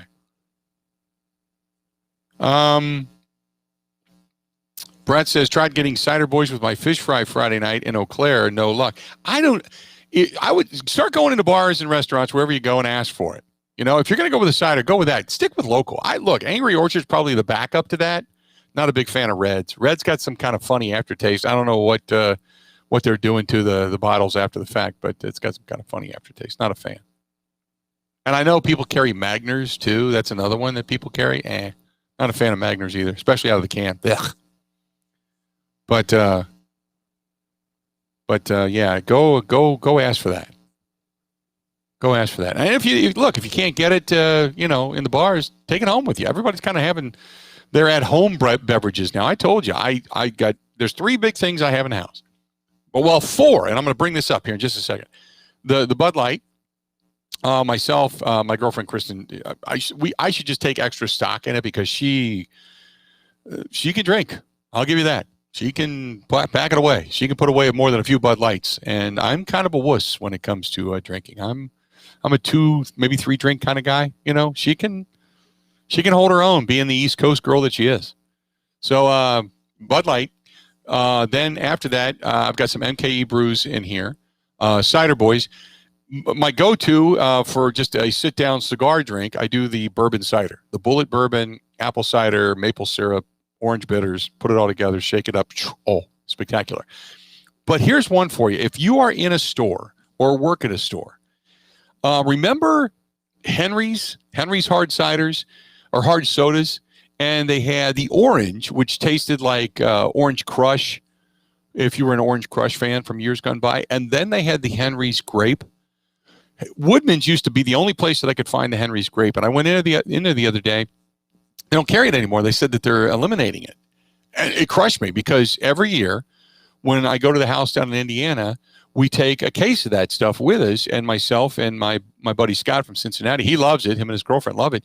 So that's what we bring because they can't find it I don't know how hard they're looking, but they don't find it down in Cincinnati anymore. So I've always brought it with me. Well, now I can't find it. We were up in Pembine at Four Seasons Island Resort this past weekend, and there was a little pawn shop. It was a pawn shop, liquor store, gun shop. It was the weirdest combination. But we went in there, and they actually had one case left of the grape, and they said they can't get it anymore either. So if you're out and about and you find it, let me know where, because I'm starting to store this stuff like a squirrel stores nuts for winter, man. So I have something to take with me this year down to the house down in July, when I take the annual pilgrimage down there. Tow the boat, bring the cooler, don't do anything for days. With me, all the equipment, do it. And we've got new internet down there, so this year we'll do a little video shoot down there. It'll be ugly, but we'll do it nevertheless. So anyway, so if you know where to find that, let me know, man. This is, Steve says, my new go-to beer from Eagle Park Brewing called the Demon Haze. Steven says Point has the best root beer. And John says we hit Calderon Club whenever we are in town for Brewers of the Bucks games. Love the Broken Bat Brewing as well. There you go. Some good stuff. More good eats and more good places to go. Love it. I got some emails I want to get to here as we continue and kind of wrap up the Bucks side of things. This one's from John. John says, my top 5 things for the Green Bay Packers: better special teams. Number 2, I need somebody, a cornerback, who is going to actually know when to turn around and look at the damn ball as opposed to the receiver, and get rid of Kevin King. He says, number 3, got to keep Aaron Jones. Number 4, bring in J.J. Watt. Number 5, more pass rush, more pass rush, more pass rush. He said, if you want to go 6, 7, 8, 9, and 10, it's a wide receiver. Goody, get off of your brain, stand up, allow them to breathe, and pick up another weapon for Aaron Rodgers. There you go. That's from John. John, appreciate it. Good stuff there. When we come back, in case you missed it, we're going to talk with Steve Palazzolo, Pro Football Focus senior analyst. We'll find out just how good J.J. Watt really is. And we'll also ask him about the Green Bay Packers and about some of the rankings, if you will, for this team, where they stand, what they need to add, all that kind of good stuff. That is coming up as we round third and start to head for home for the final hour of the Bill Michaels Show. Hang in there. A lot more yet to come right after this.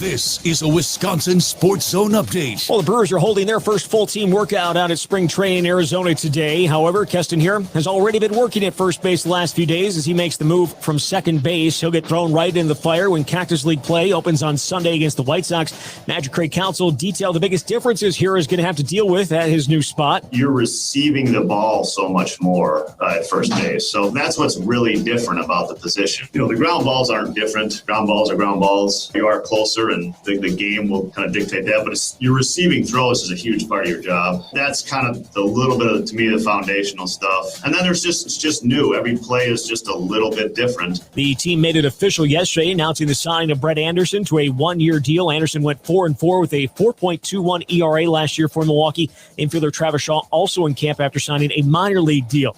Turn to the NFL. Today is the first day teams can designate a franchise player. The Packers have not franchised a player in the last 10 seasons and are likely to do so this year, though one candidate would be running back Aaron Jones, who is set to become a free agent next month.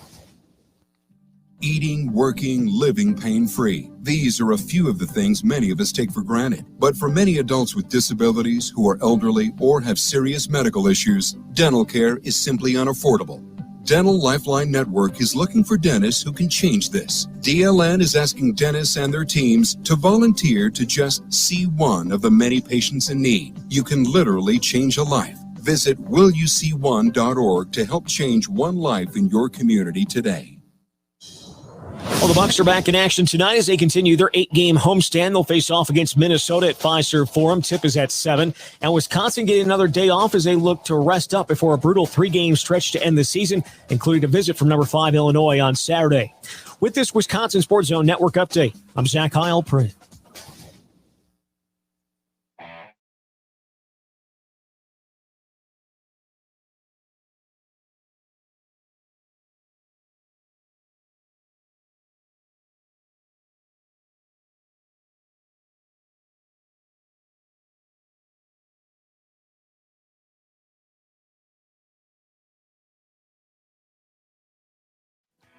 Thanks for joining us here. Whether it's listening to us live over the air or you are following us on the live stream, thanks to all of you watching, listening, whether it's on YouTube, Twitch, the Facebook fan page, or over on Periscope as well, which is off of Twitter. We are glad you are here. Steve Palazzolo, and for those that don't know who Steve is the senior analyst for Pro Football Focus, and it's always great to get him on the program. Talk a little Packers, talk a little offseason, but you start the conversation by statistically speaking with Pro Football Focus. Is J.J. Watt worth the money?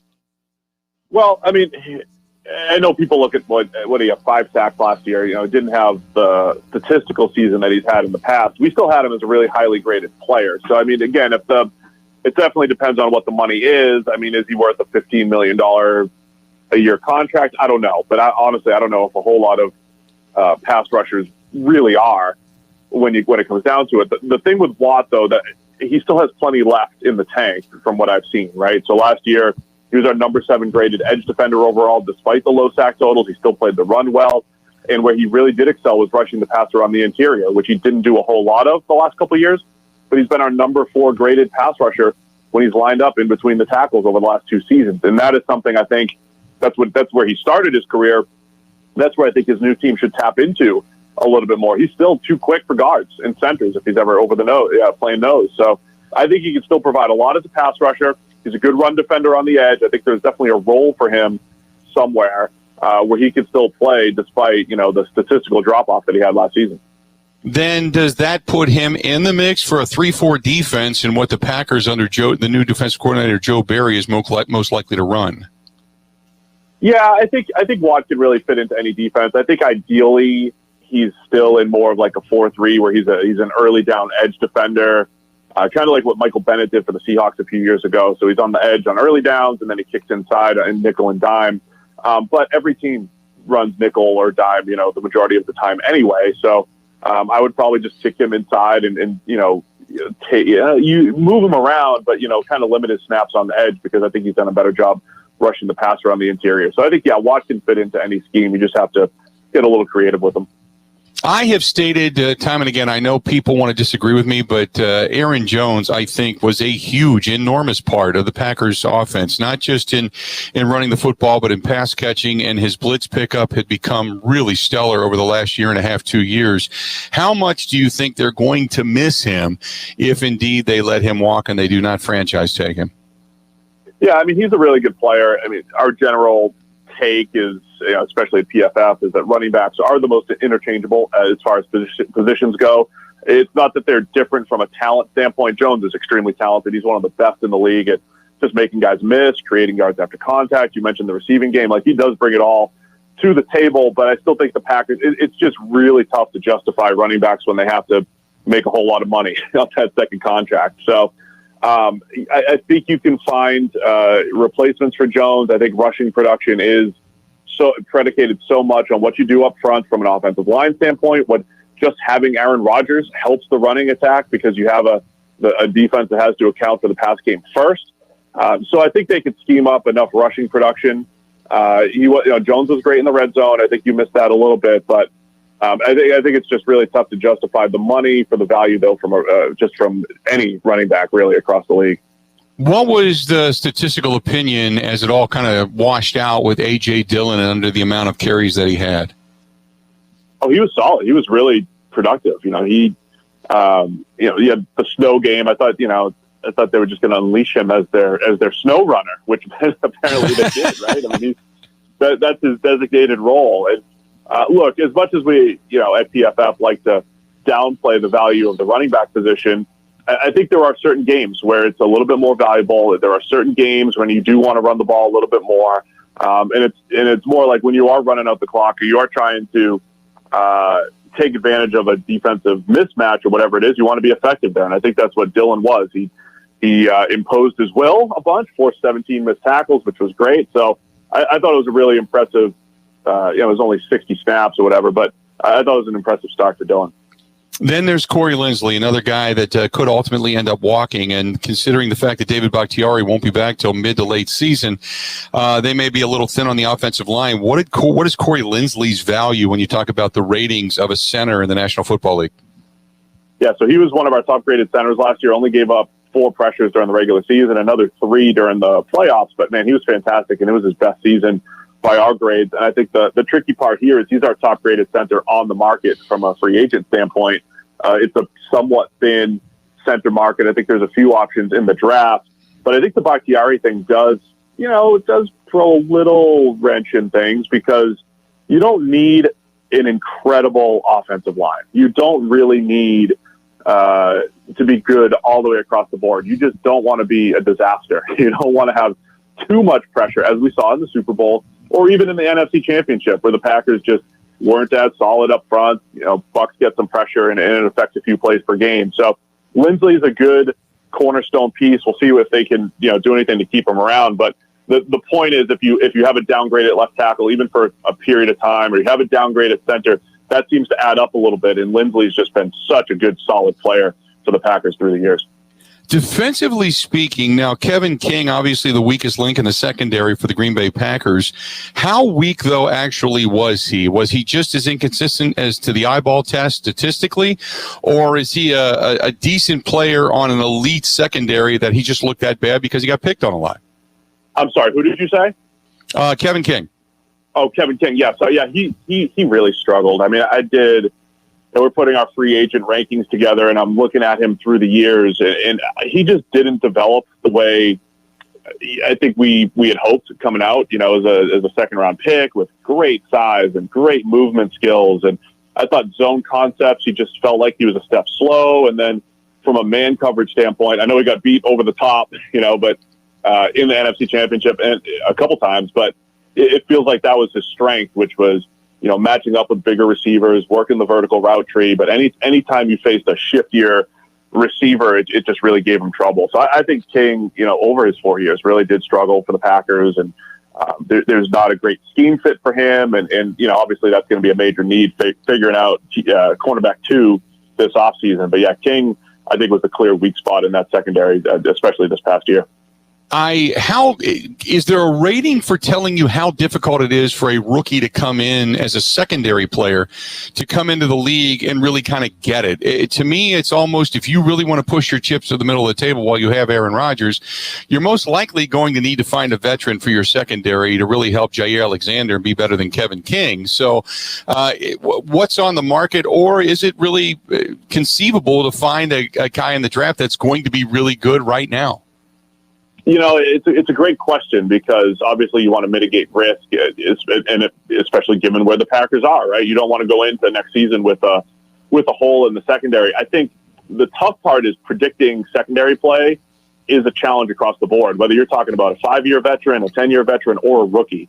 And I think that is well summed up in the market this year. I mean, our free agent list, or just the free agent cornerback list, is littered with players who have been good at one point. And that point, for most of them, wasn't last season. So there's a lot of guys like William Jackson of the Bengals, who probably peaked as a rookie, but has been solid ever since. Or Shaquille Griffin, whose best year was 2 years ago. And, Richard Sherman is older, but obviously, he's 33, but even though he's still a good player. So, Xavier Rhodes was really bad in Minnesota, but kind of rejuvenated last year. Ronald Darby, the same thing with Washington football team. So you have all these free agent cornerbacks who have been good at one point, could come in. Like if Ronald Darby came in and played opposite Jair Alexander the same way he played last year for Washington, that'd be fantastic. That'd be a great signing. But Darby's also 2 years removed from a really below average season as well. So I think the entire position is really tough to evaluate in general. The draft has a couple guys at the high end. I think there will be some value at the back end of the first and into the second when you talk about guys like Asante Samuel, Tyson Campbell, maybe J.C. Horn of South Carolina is available there. Again, the problem is knowing who's going to hit the ground running, or who's going to be productive as a rookie, or who is even going to be good. So I think you attack it with volume. If you're the Packers, you bring in 3 or 4 corners and say, all right, one of you better be good, because that's what we really need opposite Jair.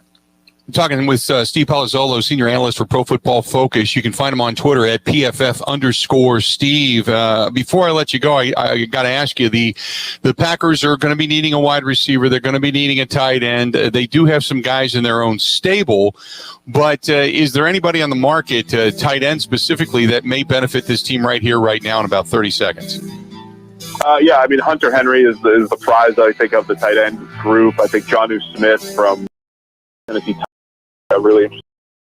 And then Pat Freiermuth from Penn State, I think he'll be available back end of that first round. There you go. That is Steve Palazzolo. Ends a little quickly because we were going to the top of the hour break when we recorded that a little bit earlier today, but always great to get his thoughts and his comments and kind of some of the things that he just discussed. Obviously, J.J. Watt, when you talk about being a double-teamed guy, when you talk about being a run stuffer, where he played, it might not be a bad thing if you do pick up J.J. Watt. He is worth the money. Now, how much money we'll see on the open market, well, we got to wait and see before it's all said and done. But the possibility of having J.J. Watt in the stable, it keeps talking about whether or not, you're going to be one of the teams that are going to vie for him. I can't imagine it getting into a bidding war for his services and then Pittsburgh or Green Bay end up as the team that get him, unless it truly is about championship. And if I'm going to go for the championship, try to win a ring and make a little bit of money along the way, then I think you start to look at the quarterback play and what they have offensively and what they need to do defensively and how far away they are. And I think Pittsburgh's farther away than the Packers are. I think Buffalo is a solid team in the AFC, but you still got to overcome Kansas City, and the likelihood of Kansas City going to another Super Bowl is slim at best. So in the AFC, it might not be bad to go to a team like Buffalo, who is a team that's on the come. But Tennessee, I don't know if Tennessee's ready to take that next step and get themselves into a Super Bowl. And I don't know if JJ, I don't know how loyal he is within the division. I was asked just a little while ago, hey, if it came down to Aaron Jones or J.J. Watt, who would you take for the money? Which makes a great question. Does defense win you championships, or do you allow a really solid offensive weapon to walk? I almost say Jones because of the youth The fact that over the last couple of years he's continued to get better, he's become such a viable target for Aaron Rodgers out of the backfield. He's one of the better receivers on the team. He also blocks Aaron Rodgers' blind side. He's become such a cog in the offense. I would probably stay with Aaron Jones. However, that goes against the grain of my thinking that as good as your offense is, you have to have a really solid defense to win a championship. So can Aaron Rodgers make up for the loss of Aaron Jones if he's got a really good defense sitting there opposite him? So I'd say because of the youth, because of the physicality, I would probably take Aaron Jones, but it would be difficult at this point to say that I would take J.J. Watt over Aaron Jones, but certainly it's a hard consideration. If the money's going to be about the same, or if Aaron Jones is going to come in at the $8.5 million and J.J. Watt's going to come in at say 5 to 7, then I might have to go in a different direction. But if you're talking about all things being equal, I'd probably go with the youth of Aaron Jones rather than the most recent, banged up history of J.J. Watt. But again, it's all conjecture. I would love to see both of them on the same playing field at the same time. I'm talking about for the Green Bay Packers, that is, rather than, going against one another, obviously. But it's a terrific question. More of the Bill Michaels Show coming up next. Ready? This is the Bill Michaels Show on the Wisconsin Sports Zone Radio Network.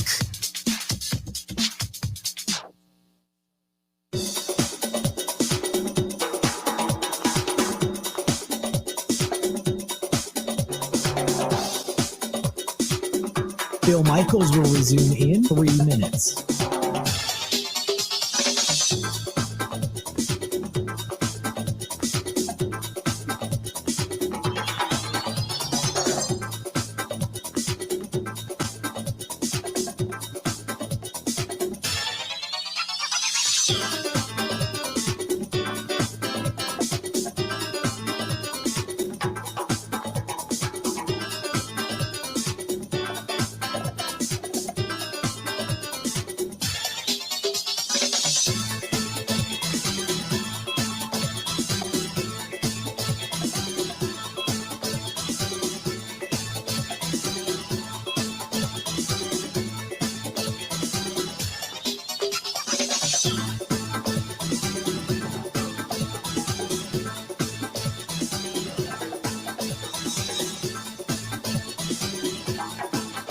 Bill Michaels will resume in 2 minutes.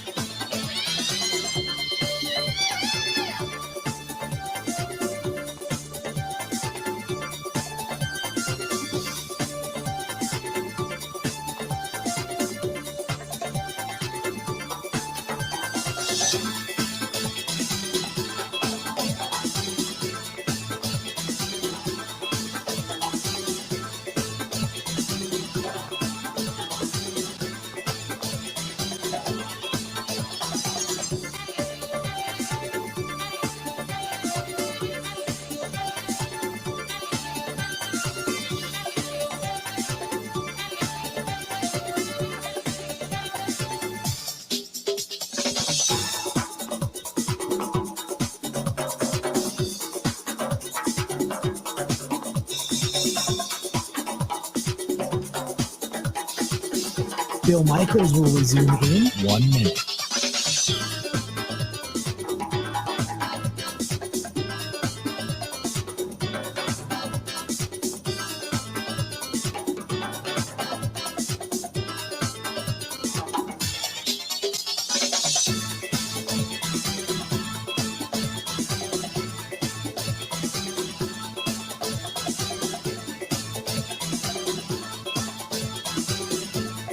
Bill Michaels will resume in 30 seconds.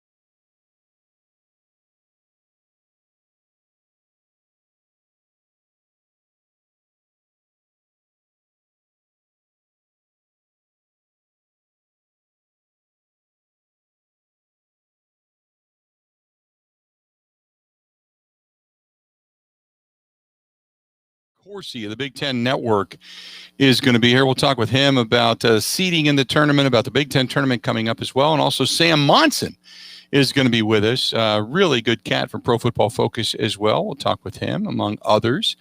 Interesting story coming out of the Four Letter Network. It talks about the dual legacies of the NFL Players Union boss, DeMaurice Smith. And at first, and I've said this all along, DeMaurice Smith came in like a bull in a china shop. He was going to shake it up. Remember, he said that, what did he call the relationship with the former Players Union rep? Said he was basically a lap dog for the owners, and he wasn't going to be that way anymore. And Gene Upshaw. And then he said he was going to take the owners to task, and he was going to win, and pontificated about how he won in the negotiations. And really, when you kind of looked at it, they gave him money. They gave him the money. They basically said, here's a little money, and he and the players jumped at it and said, go away. And then after that deal was set to expire, he's like, I'm going to get him in the next one, because then they realized that the owners gave him a little bit of money up front, but made a lot of money in the back end.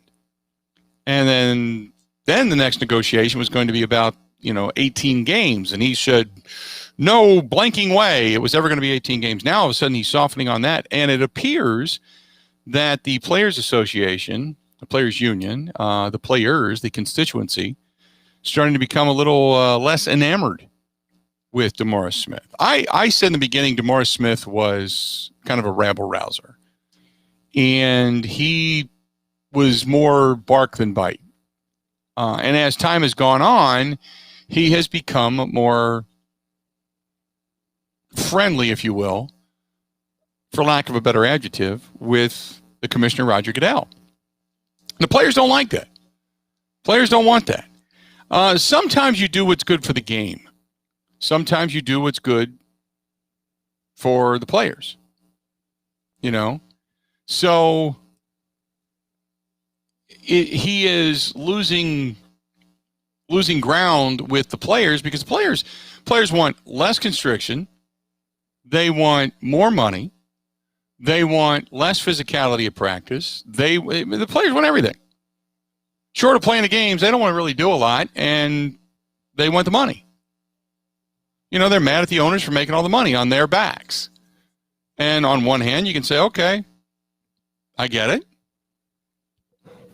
You would like to make more money. If you're the product, you'd like to make more money. But also you have to remember that the owners are the ones that are putting up the money for the stadiums, for the teams. And if you don't have a team to play for, you don't have money to begin with.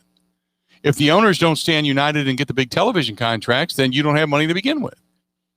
If the owners don't better, beautify, expand, grow, construct around the team's facilities, you don't have the fans coming in and paying the salaries.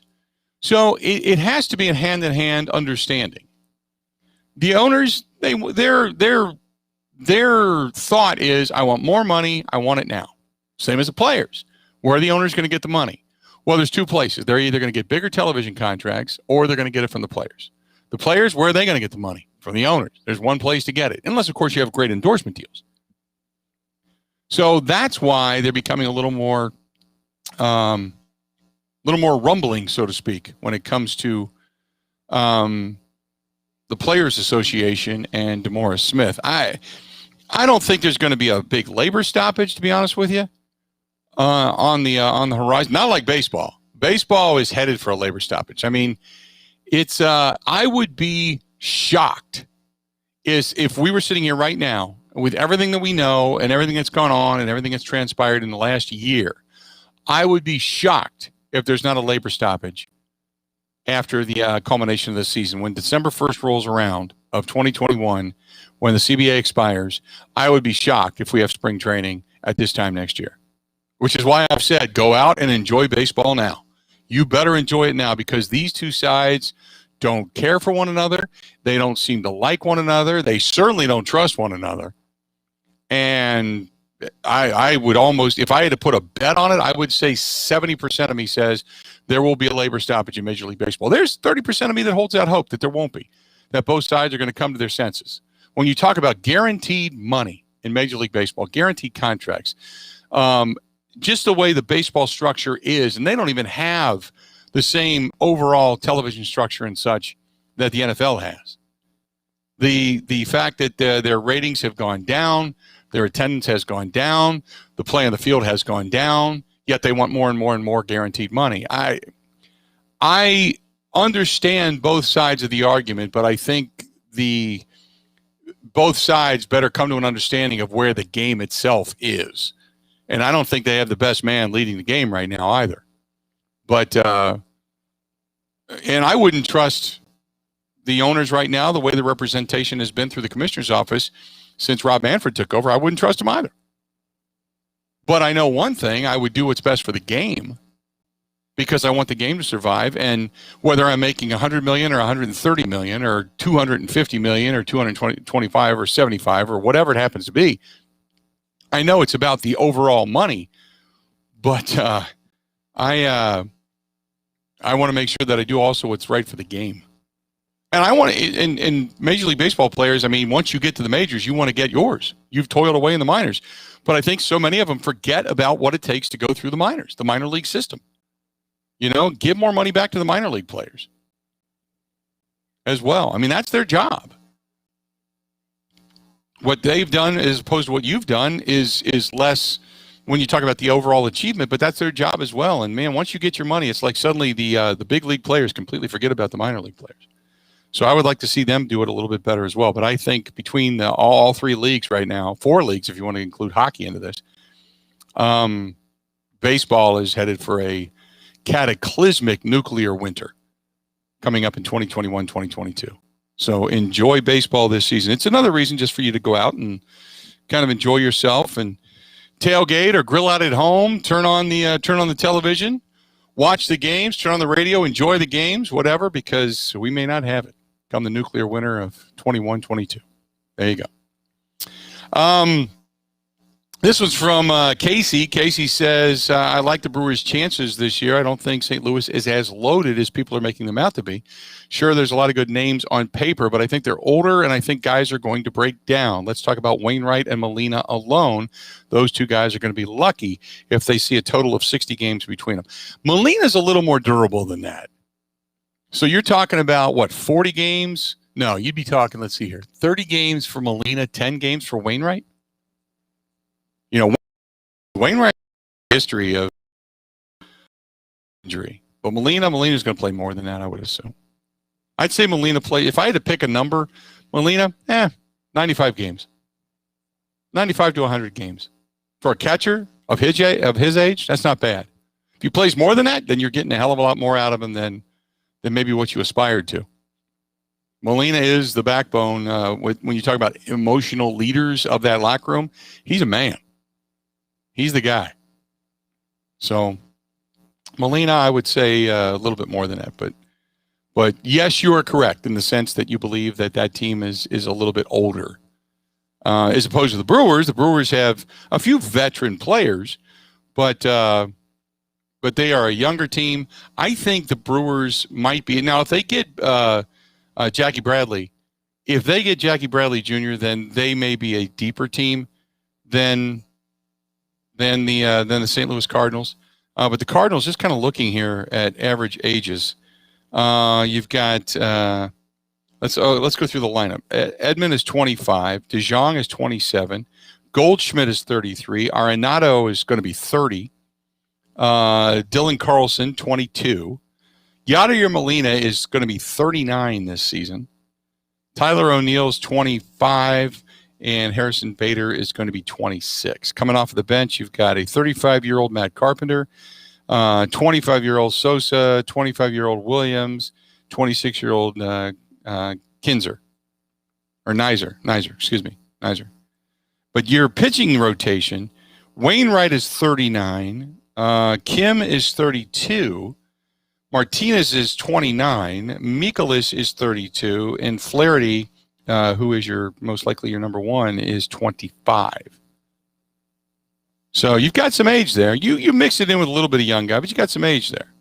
Meanwhile, the Brewers, if you want to look at their starting lineup, Colton Wong is 30, Lorenzo Cain is 34, Yelich is now 29, Keston Hiura is 24, 29 for Garcia, 29 for Narvaez, 26 for Arcia, and 30 for the Travis Shaw, who is a non-rostered invitee, who is hoping to make the roster and play third base. Your bench is 33 in Pena, 28 in Vogelbach, 26 in Robertson, and 27 in Fisher. So, yeah, overall, you're a younger team. And your pitching staff, you've only got one guy, and that's Josh Lindblom, over the age of well, no, I take that back because Brett Anderson's now 33 too. He's there. So you've got Lindblom and Anderson both at 33, but everybody else 28 for Woodruff, 26 for Burns, 28 for Hauser.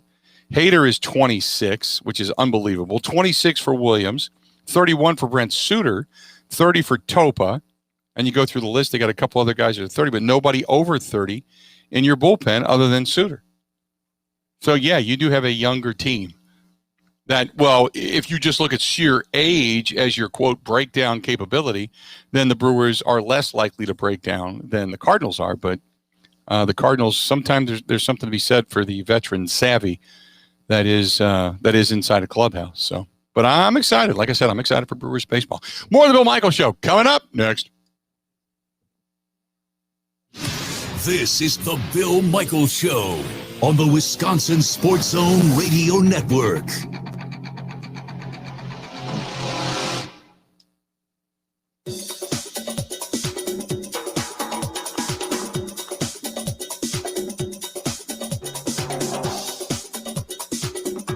Bill Michaels will resume in 5 minutes.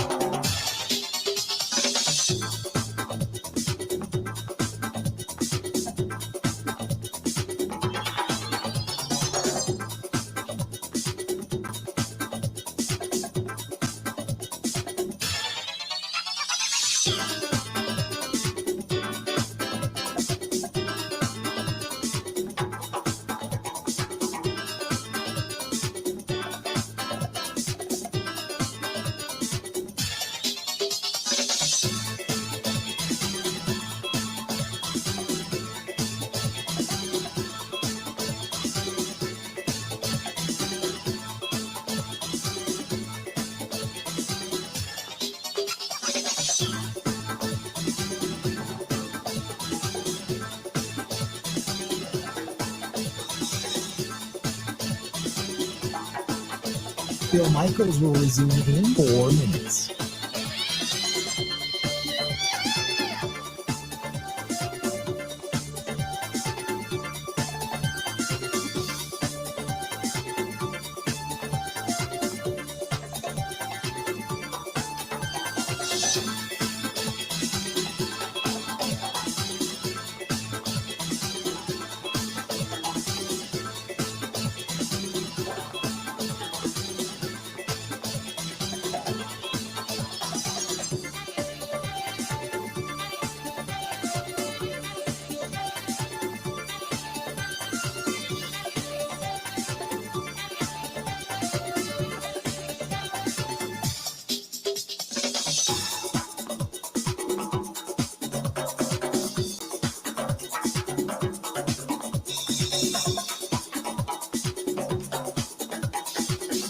Bill Michaels will resume in 3 minutes.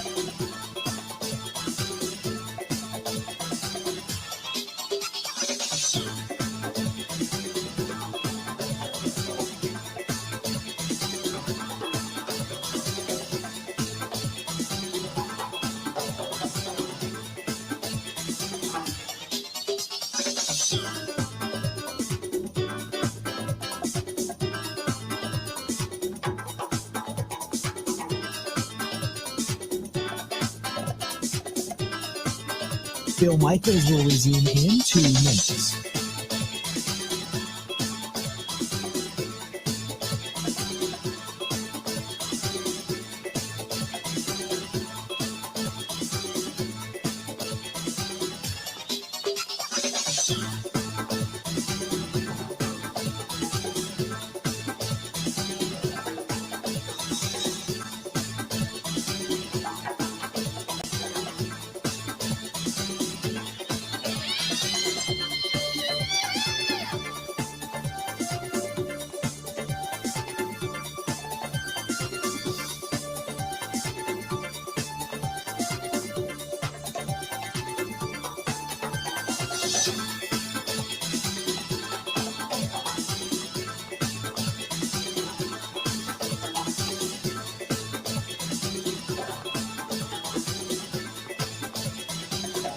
Bill Michaels will resume in 1 minute.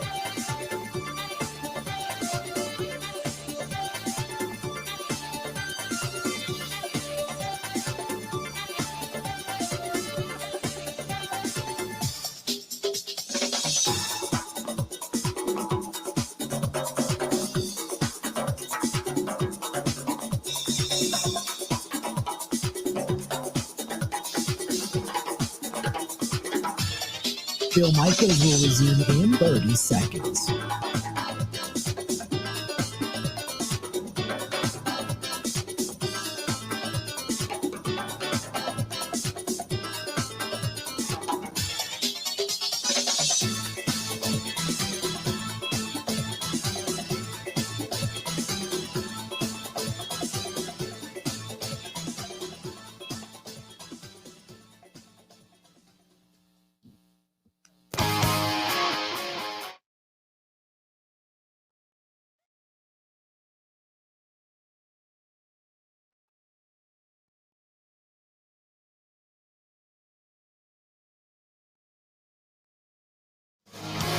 Welcome back to the program, The Bill Michaels Show. We continue on, and a couple of segments to go before we get out of here today on this Tuesday. Tomorrow on the program, going to talk some Big Ten hoops, some NCAA tournament hoops. Mike DeCourcy is going to be here. Also, Sam Monson from Pro Football Focus, among others. So we're looking forward to that tomorrow. I got some questions here. Is Lorenzo Cain going to opt out again this year? Is this the reason they're going after Bradley? That is from Fred. I don't think so. I mean, not that I've heard. So I don't think he's going anywhere. And Jason says, if the Brewers get Bradley, do you think Lo Cain is going to be traded? Also, do you think it's really going to happen? As far as trading Lorenzo Cain, I don't think you're doing it to trade Lorenzo Cain. I think what you're doing it to do is hedge your bets when it comes to defensive depth in your outfield and give you another left-handed opportunity. So then you've got your matchups, which is what the Brewers like to do. Now, it does give you flexibility if down the line you need to make a deal and you have a very solid outfield. It gives you the ability to trade someone to another team to pick up either a pitcher or another bat, depending on, wherever. If you need somebody to pick up at third, if you need somebody that's going to give you some depth in the infield, whatever it happens to be. It would give you some additional ability to have some depth. Absolutely. Tom says, is it a licensing issue why you can't play the bumper music on the stream? Yes, it is. You are 100% correct. The reason being is when we do let it slip and we let a song play, it has been Warner Records more than anything that has come. They have listening services that actually find threads of music. Computers find threads of music. And if you play it for such a long period of time, then it'll pick it up and then it'll shut you down and tell you, no, you gotta stop doing that. Hey, by the way, not sure. I have not. Yeah, I'm just seeing it now. Bleacher Report, Tiger Woods has been hospitalized after involving a single car crash out in LA, I believe. Firefighters and paramedics had to, quote, use the jaws of life. Yahoo Sports confirming it as well. Tiger Woods injured in a one-car rollover accident on the LA County freeway, according to the LA County Sheriff's Department.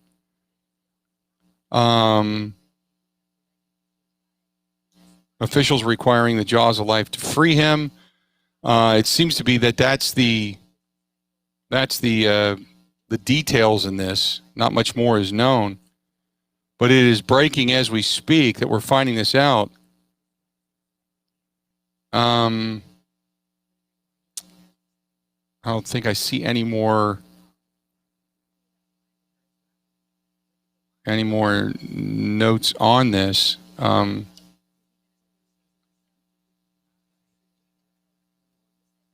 But Tiger Woods involved in a single car serious accident in which the jaws of life were needed to extricate him from the vehicle.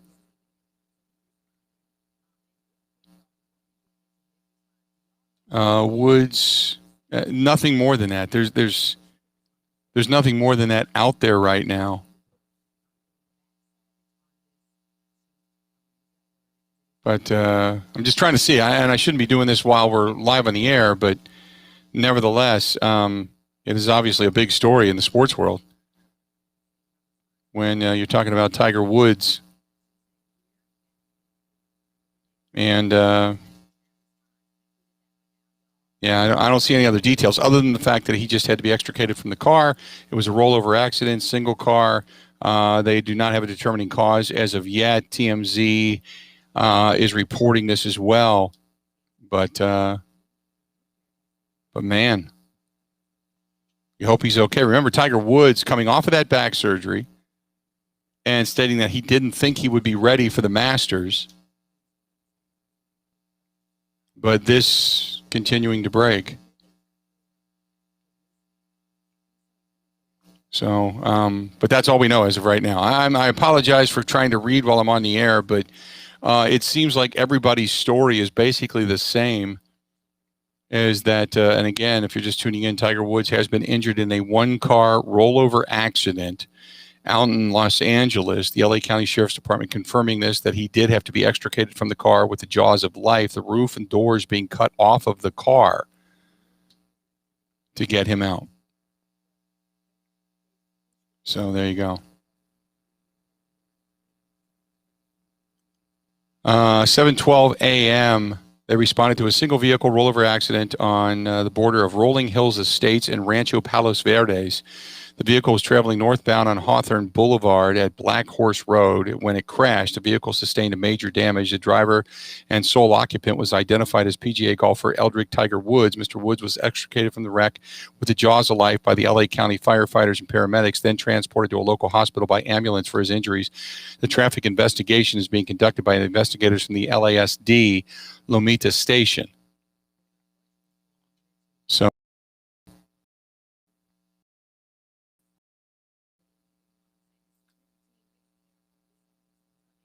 So that's straight from the LA County Sheriff's Department. That's the news release, and I just retweeted it. In case you follow me on Twitter, I just retweeted it. But that's the news coming out of the LA County Sheriff's. His injuries and his condition at this point in time are unknown, according to SportsCenter, who has a reporter on the scene. The vehicle sustained major damage, was crushed on two sides. As I'm reading this, but yeah, Tiger Woods pulled out with the jaws of life after a one-car rollover accident. It doesn't say how many times it rolled over, just that it was a one-car rollover accident. So now we're getting pictures of the car. It was a tournament. It was, by the way, it was a tournament vehicle from the Genesis tournament. So. And somebody has a picture of the vehicle. So, and I'm retweeting it for you. So if you follow me over on Twitter, follow me at Bill_Michaels, and you can clearly see how the vehicle had rolled. Holy mackerel, rolled down a hill. Two sides were crushed. It looks like the whole front end of that car was ripped off. Holy mackerel. Holy mackerel. So, man, oh man, oh man. And you can see the Genesis tournament logo on the side of the vehicle. You can see the Genesis, because they're playing out there right now. So, well, as they say, prayers, thoughts, and some good vibes go out to Tiger Woods. Golf Digest confirming this now as well. And you hope that he's okay. You hope that the injuries are not life-threatening at this point in time. But that's all we know. And I'll scour during the break for more. But, again, Tiger Woods involved in a one-car rollover accident out in Los Angeles. The car looks awful. He had to be extricated with the jaws of life from the Sheriff's Department and the Fire Department. He was then taken by ambulance to a nearby hospital. And no update on his condition at this point in time. There you go. We'll take a quick break. We'll come right back. Covering Wisconsin sports like a blanket. This is the Bill Michaels Show on the Wisconsin Sports Zone Radio Network.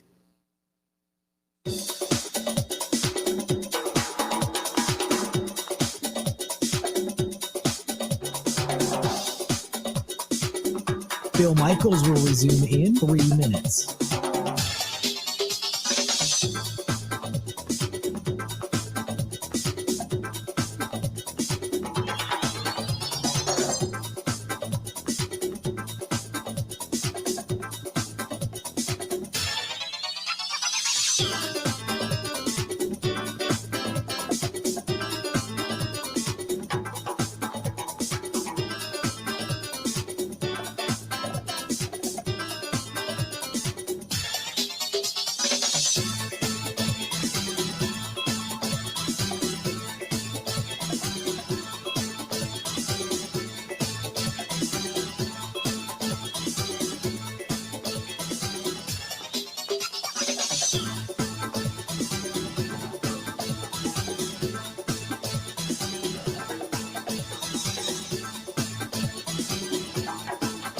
Bill Michaels will resume in 2 minutes.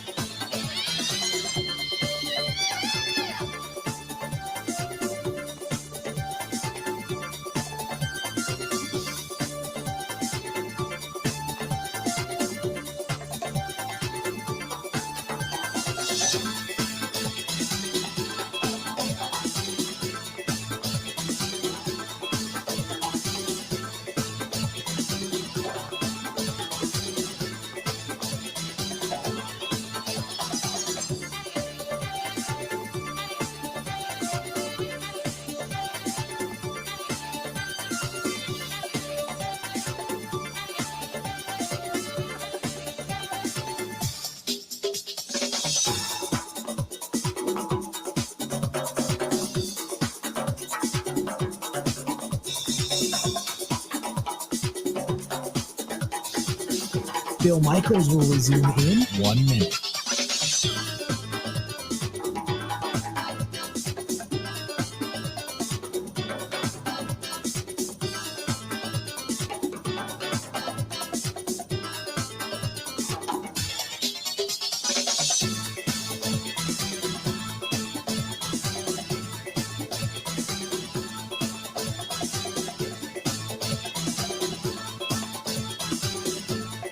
Bill Michaels will resume in 30 seconds.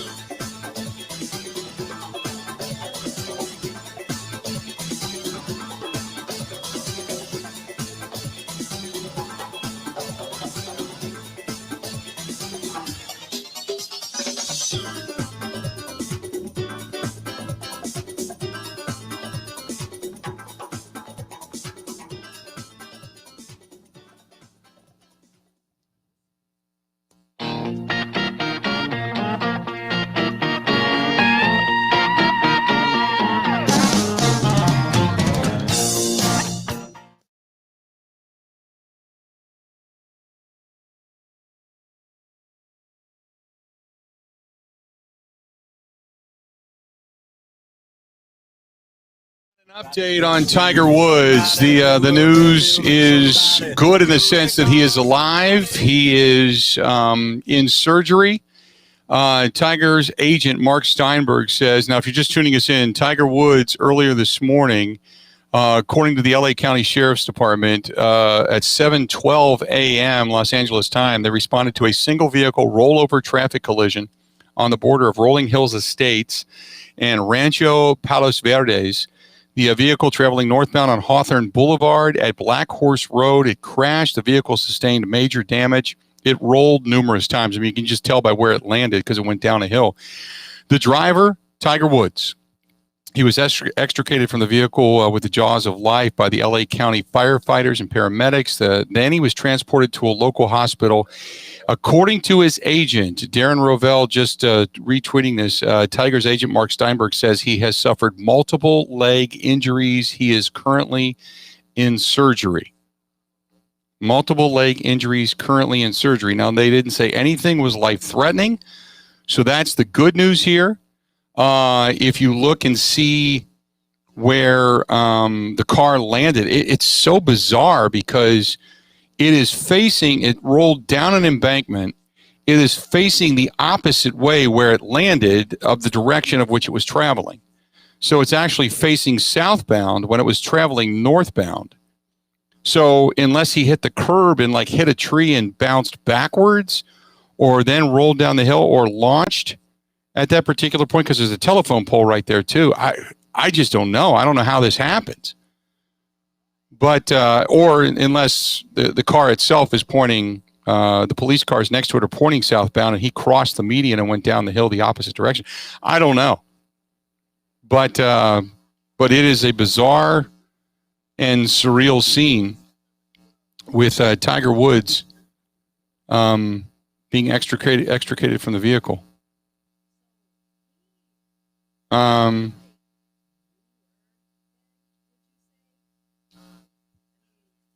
I tell you what, that's amazing. Trying to see if there's anything else. He did suffer. Okay, again, his agent saying he did suffer multiple leg injuries. He's currently in surgery. We thank you for your privacy and your support.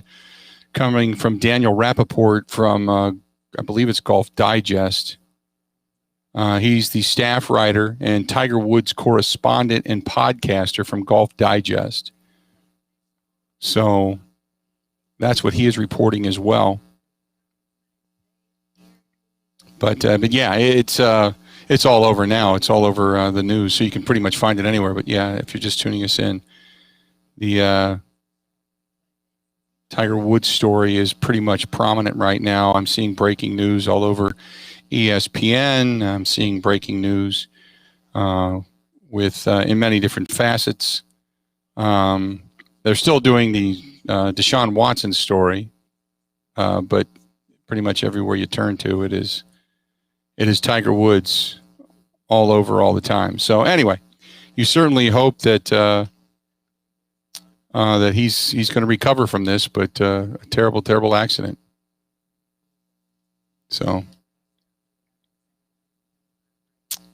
there you go. Steve says, great having you back in La Crosse. Met you at Sloopy's several years ago. Keep up the good work. Sloopy's was a great time because we ended up having one of our cigar dinners there. And love it. I'll tell you what. And this is the other thing. And I really would like to be able to do them again. I don't know what the plans are with Tobacco Outlet Plus Grocery coming out of Quick Trip. I know that this year was going to be kind of a less. Maybe we just create more of a demand by doing less of them, but we were going to back off on them a little bit just because scheduling and because what COVID did to us last year. So we don't know. But just kind of waiting to see how the world is going to transpire. You know what I mean? So we'll have to wait and see. There you go. Hey, as I mentioned, coming up tomorrow on the program, we're going to talk some more Big Ten college basketball and the place in it for the Badgers. Badgers trying to put the train back on the track, hoping that maybe on this past weekend they put it back on the track against Northwestern, but depends on what they do now against number 5 Illinois. Illinois, one hell of a club. So if you play well, or and make it a close game, or you beat them, that is saying something about this team. So hopefully they can be extremely competitive and then win, say, 2 of their next 3, and move on from there into the Big Ten tournament and give themselves some confidence going into the tournament. But nevertheless, you're just kind of crossing your fingers that their shooting woes start to fade and you get more consistent offense. And even when it comes to some of the bunnies that they have, I mean, some of the easier shots, it has been a work in progress. I mean, layups have been somewhat, at some time, somewhat schizophrenic. Sometimes they're there, sometimes they're not. So hopefully the Badgers offensively can put it all together. So we're going to talk with him about this tomorrow, Mike DeCourcy, and then we'll talk some more football. We'll talk some Sam Monson, Pro Football Focus. He will join us tomorrow as well, and we'll talk with him about the Packers, about obviously their salary cap situation, about what they need to do further on down the road. So we'll get into all of this coming up tomorrow on the program, among other things. And I'm sure there's going to be a lot of updates regarding Tiger Woods, and certainly you pray for the best as golfers right now are kind of they're finding out that earlier this morning why Tiger did not show up for a tournament. They're asking that question, and this morning, 7:12 a.m. Pacific time, he was extricated from that wreck with the jaws of life, and now we're getting more and more live, shots at that time, the video of it, as we're finding out who was actually in the car. It's funny, and I shouldn't say it's funny, but it's interesting because alongside the car is his luggage, his personal belongings, a Tiger Woods hat is all sitting all next to the car. It's as if those who responded to the scene took very good care of all of his belongings and packed them up into a little pile alongside the vehicle. I don't know if Tiger was arriving, if he was leaving. I don't know. I couldn't honestly tell you. But as his agent stated, he is currently in surgery for numerous injuries to his leg. So, and again, the issuance from his agent, Mark Steinberg, Tiger Woods was in a single car accident this morning in California, suffered multiple leg injuries, currently in surgery, and we thank you for your privacy and your support. So until additional news breaks, that's all we have for you. Don't know exactly how it happened. Don't know if the injuries to the leg are severe or if they're just breaks that need to be reset or surgery that needs to reset the body. I don't know.